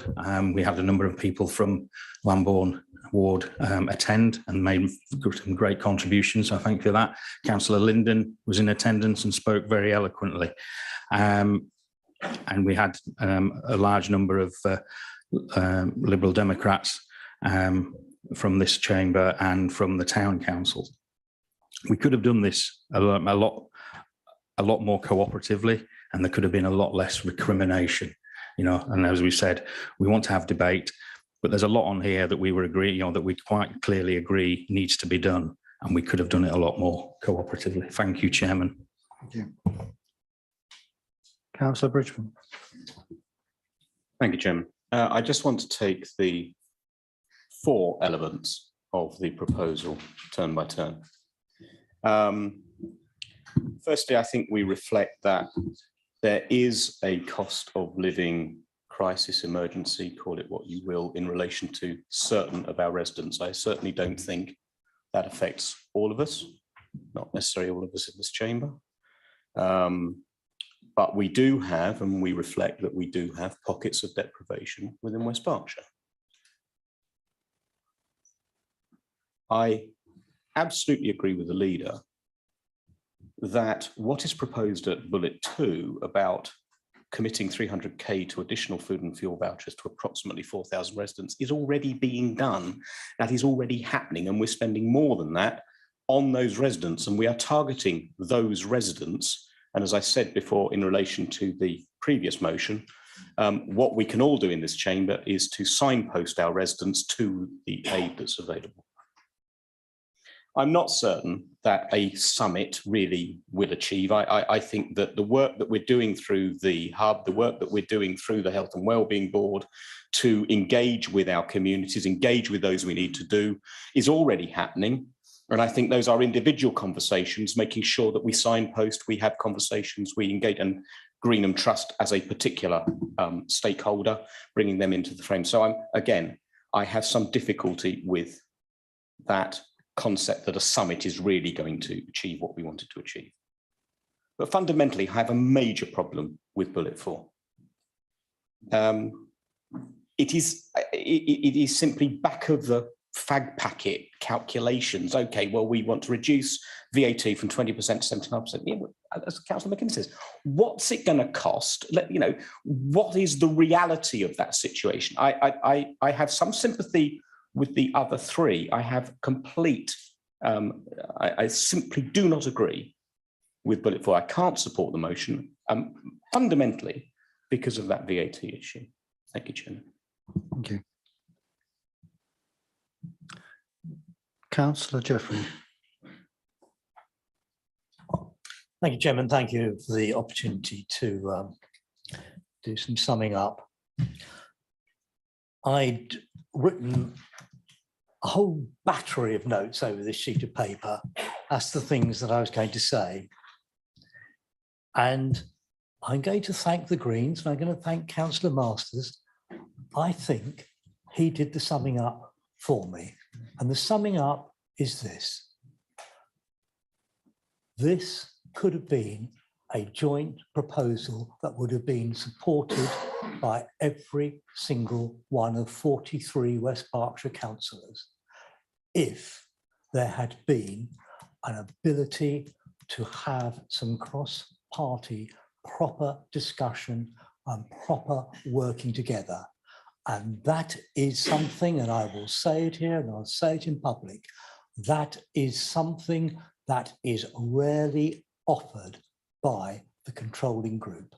The Conservative group is the group that does not want to discuss, does not want to come to an agreement.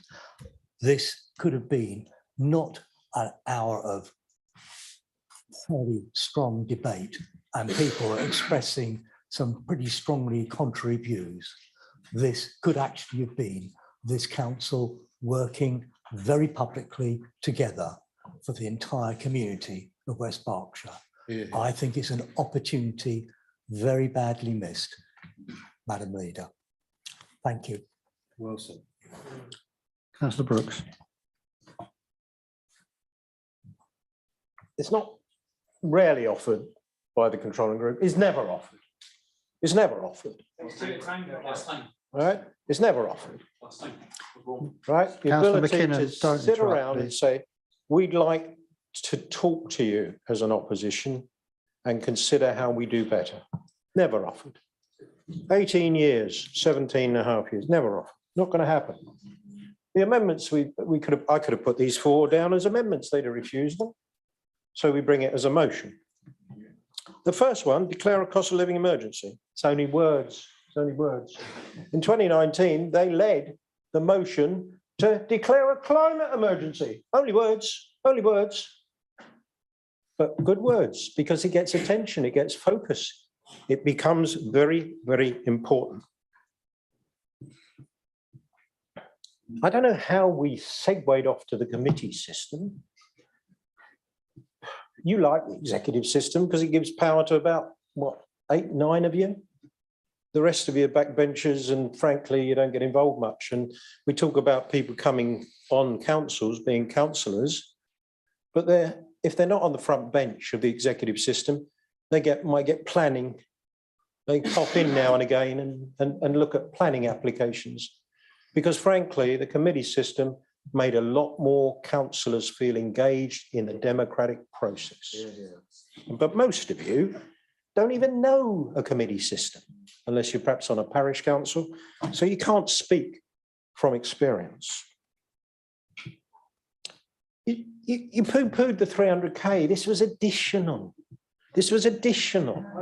Go and look at, go and talk to your head of finance and say, find me more money to help, additional. Host a cost of living summit. Oh, we were talking to them anyway. We're talking to them anyway. So, you know, that's all right. We got that covered, thanks. It's dismissive. And finally, VAT. So while the third Conservative leadership election was taking place since 2016. 6 years, one every 2 years, we'll have a leadership election. Liz Truss was considering reducing VAT by 5%, which is actually 25%, down to 15%, as one of her tax initiatives. So she was throwing all these things around to get elected as your leader and therefore Prime Minister. But she didn't do that. She didn't do that. She decided to actually get rid of, or try to, the 45p tax rate. I'll help the rich, I'll help the well-off. But I did think about a VAT reduction. So don't be silly about saying VAT is a terrible thing to reduce. Your leader, who, you know, you're lauding tonight because Central Office said, can we boost her up, please? You know, thought about doing it. So seriously, you're going to vote these down because it's like an instinctive knee-jerk reaction to you now. After 17 and a half years in power, if we suggest anything, the answer is no. Thank you, we get it, but we will still continue to suggest good things in this chamber. And after May, we might be suggesting them and doing them. Yeah. Thank you. Thank you, Councillor Brooks. We'll move to the vote. Thank you.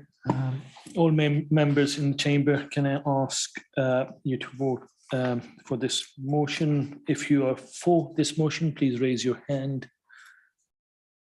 So 15 for. Thank you. And against? 19 against.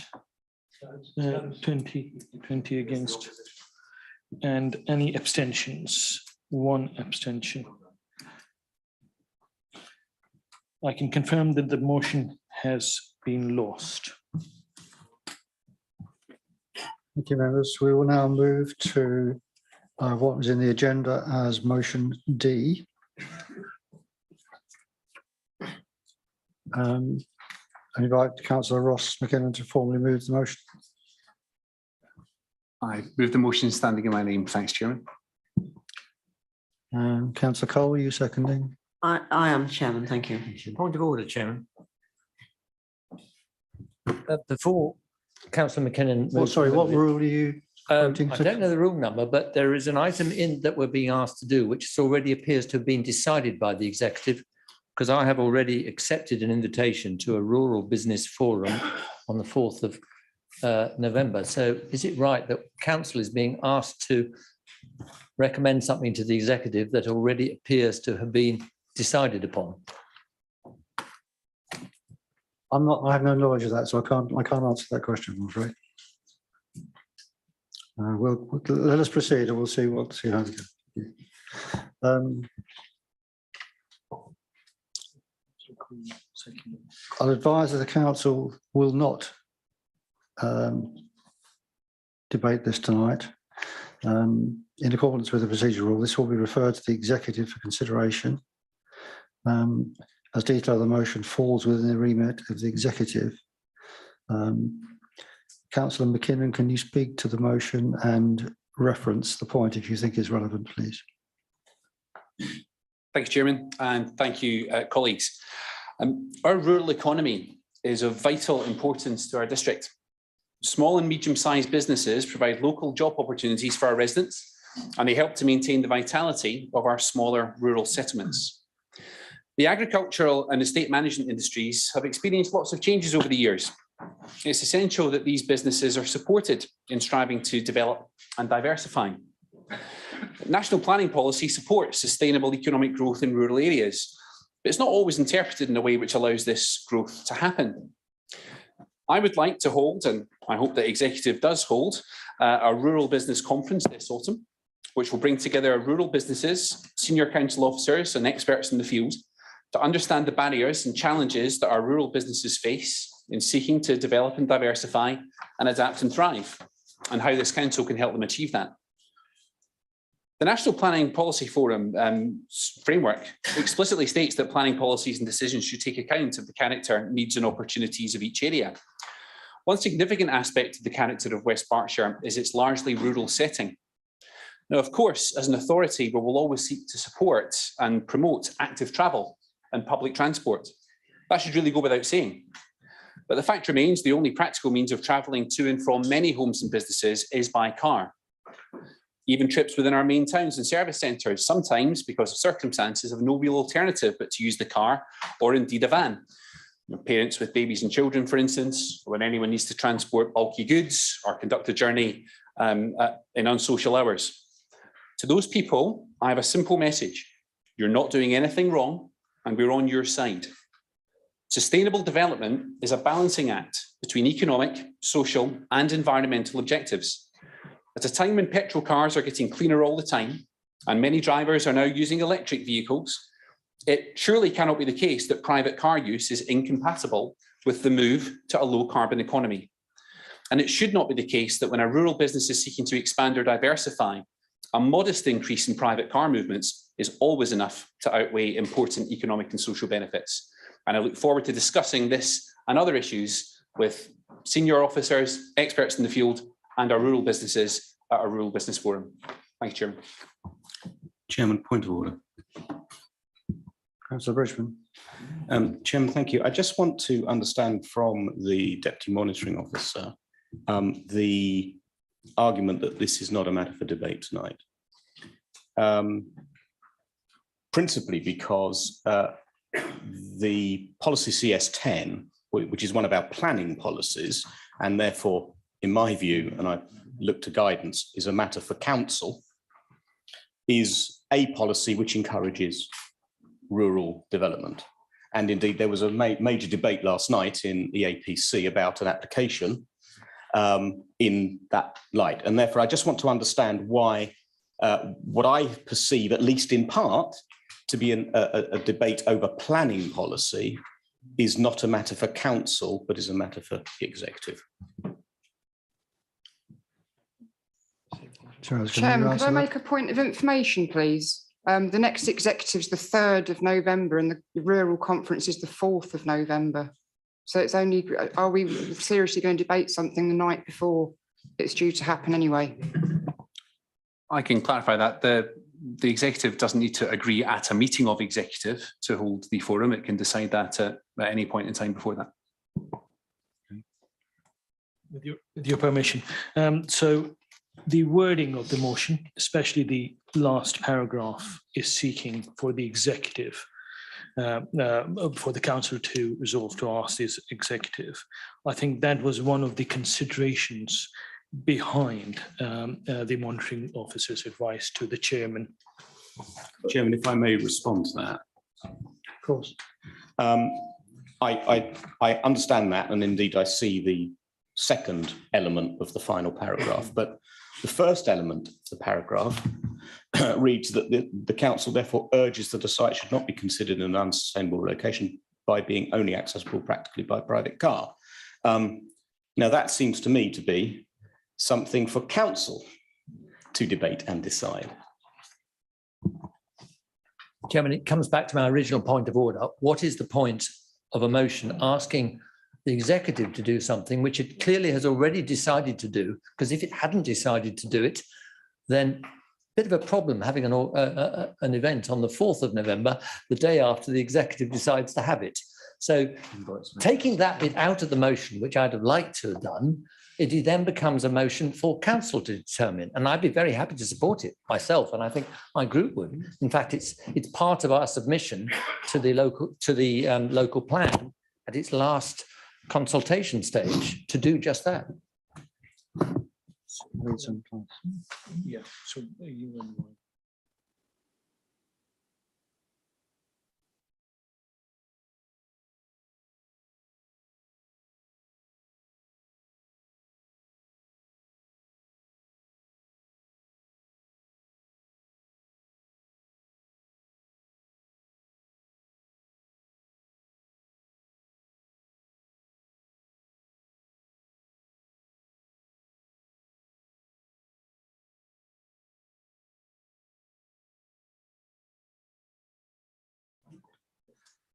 and Councillors, I'm advised that we should stick with the decision that should move to the executive.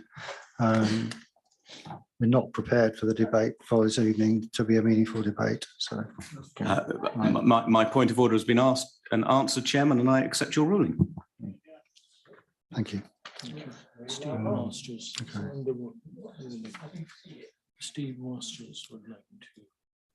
Councillor Masters, we're not debating this, so I'm not. No, not no, taking I was just going to make the point that many times in this chamber, when things have been deferred or referred to other bodies, we've been told that we can't question the monitoring officer, which we accept.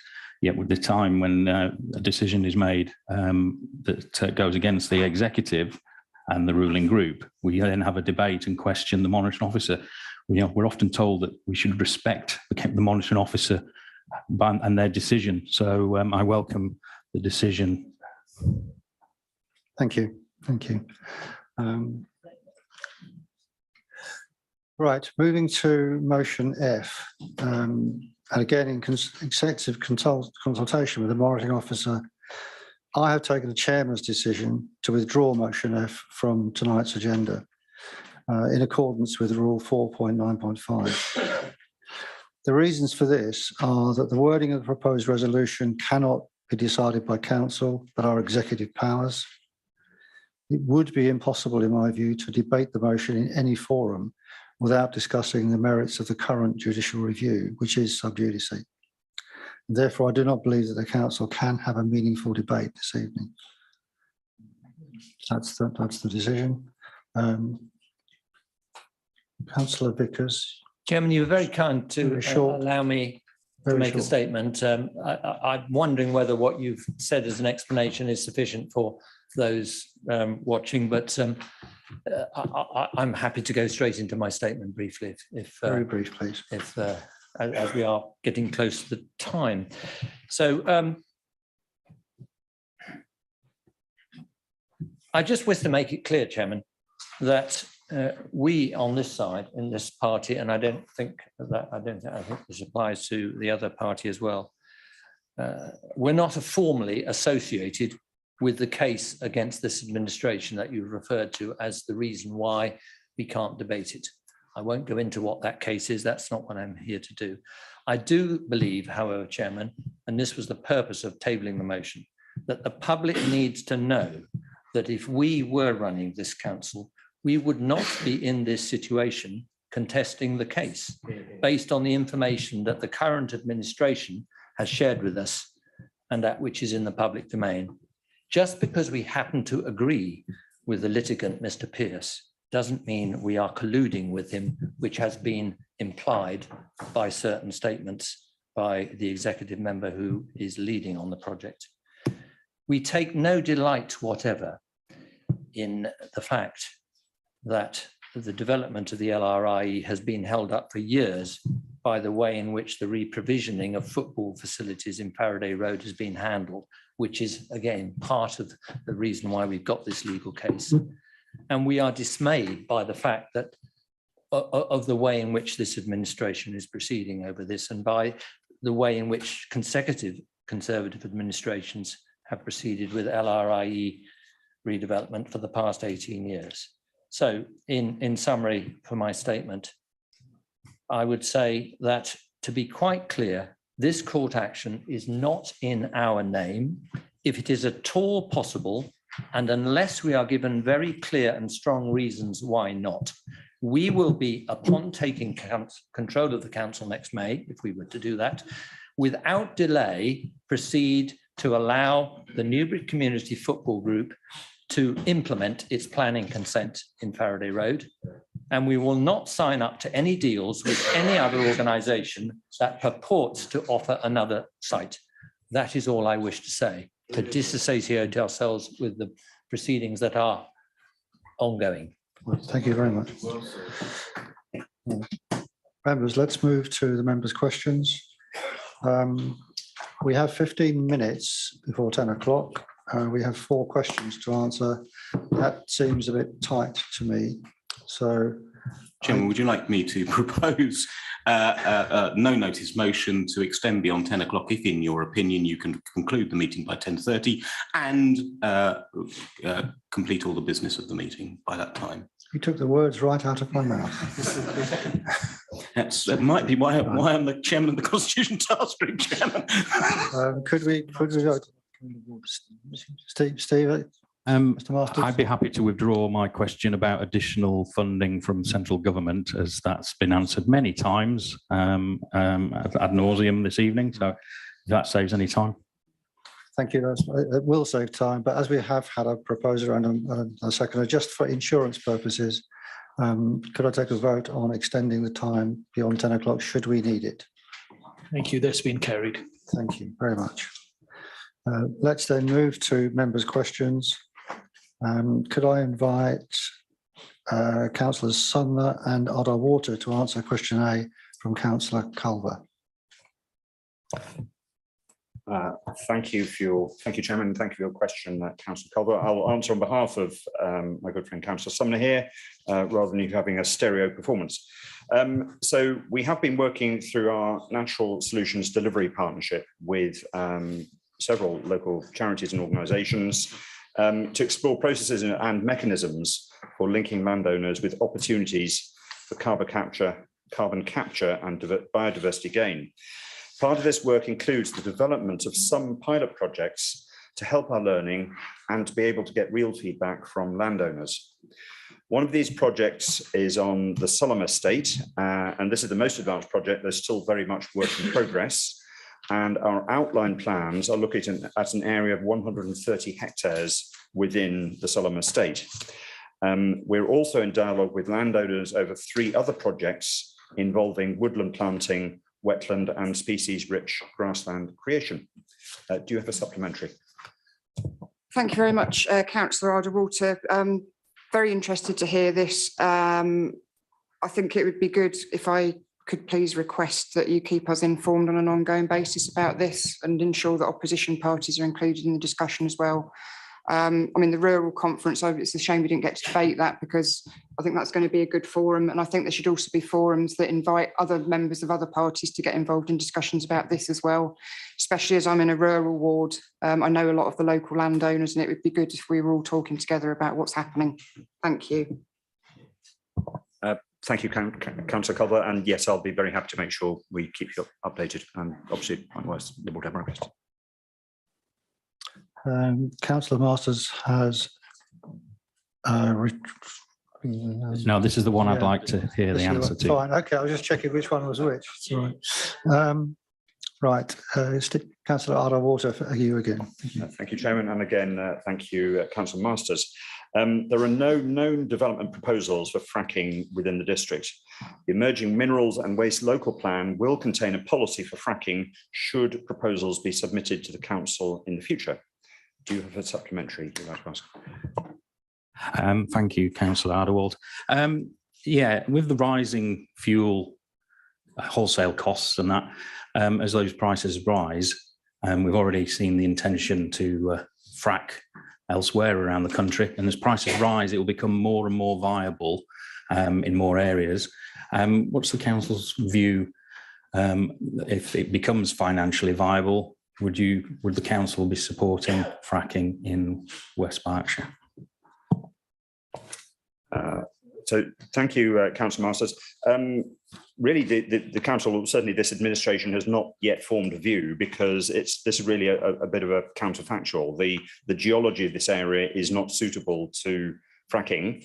And so again, if anything emerged, it would be very, very actually says in the minerals that there are limited shale resources. Okay, well, thank you for that. I was not aware that that was the case, but and coal as well, for the record. Sorry, good point. Yes, coal absolutely is. I personally would be absolutely, I personally would be dead set against coal and likewise fracking within this district. But again, we've not got a formal position that I'm aware at this point. Thank you very much. Thank you, Chairman. And question C, Councillor Richard Sumner. Oh, got the dead legs now. I've been sat down too long. Thank you, Chairman, and thank you, Councillor Culver, for your question. The draft local plan continues in preparation, with officers working diligently to continue preparing the draft Regulation 19 version, supported by the extensive evidence. And I'm grateful to officers for their continued work on that. So no, I don't have any concerns about the impact if the details have not been officially announced, and anything other than this would be speculation at this stage. Those that have been announced are being addressed. Do you have a supplementary? No, thank you for your answer. Thank you very much, members. That, I think, concludes that item, and that indeed concludes the business of the council for this evening. Thank you very much for your engaged conversations this evening. I hope you enjoyed the meeting. Thank you very much for the members of the public for staying and listening, and I wish you good night and travel home safely. Please be upstanding for the chairman of the council.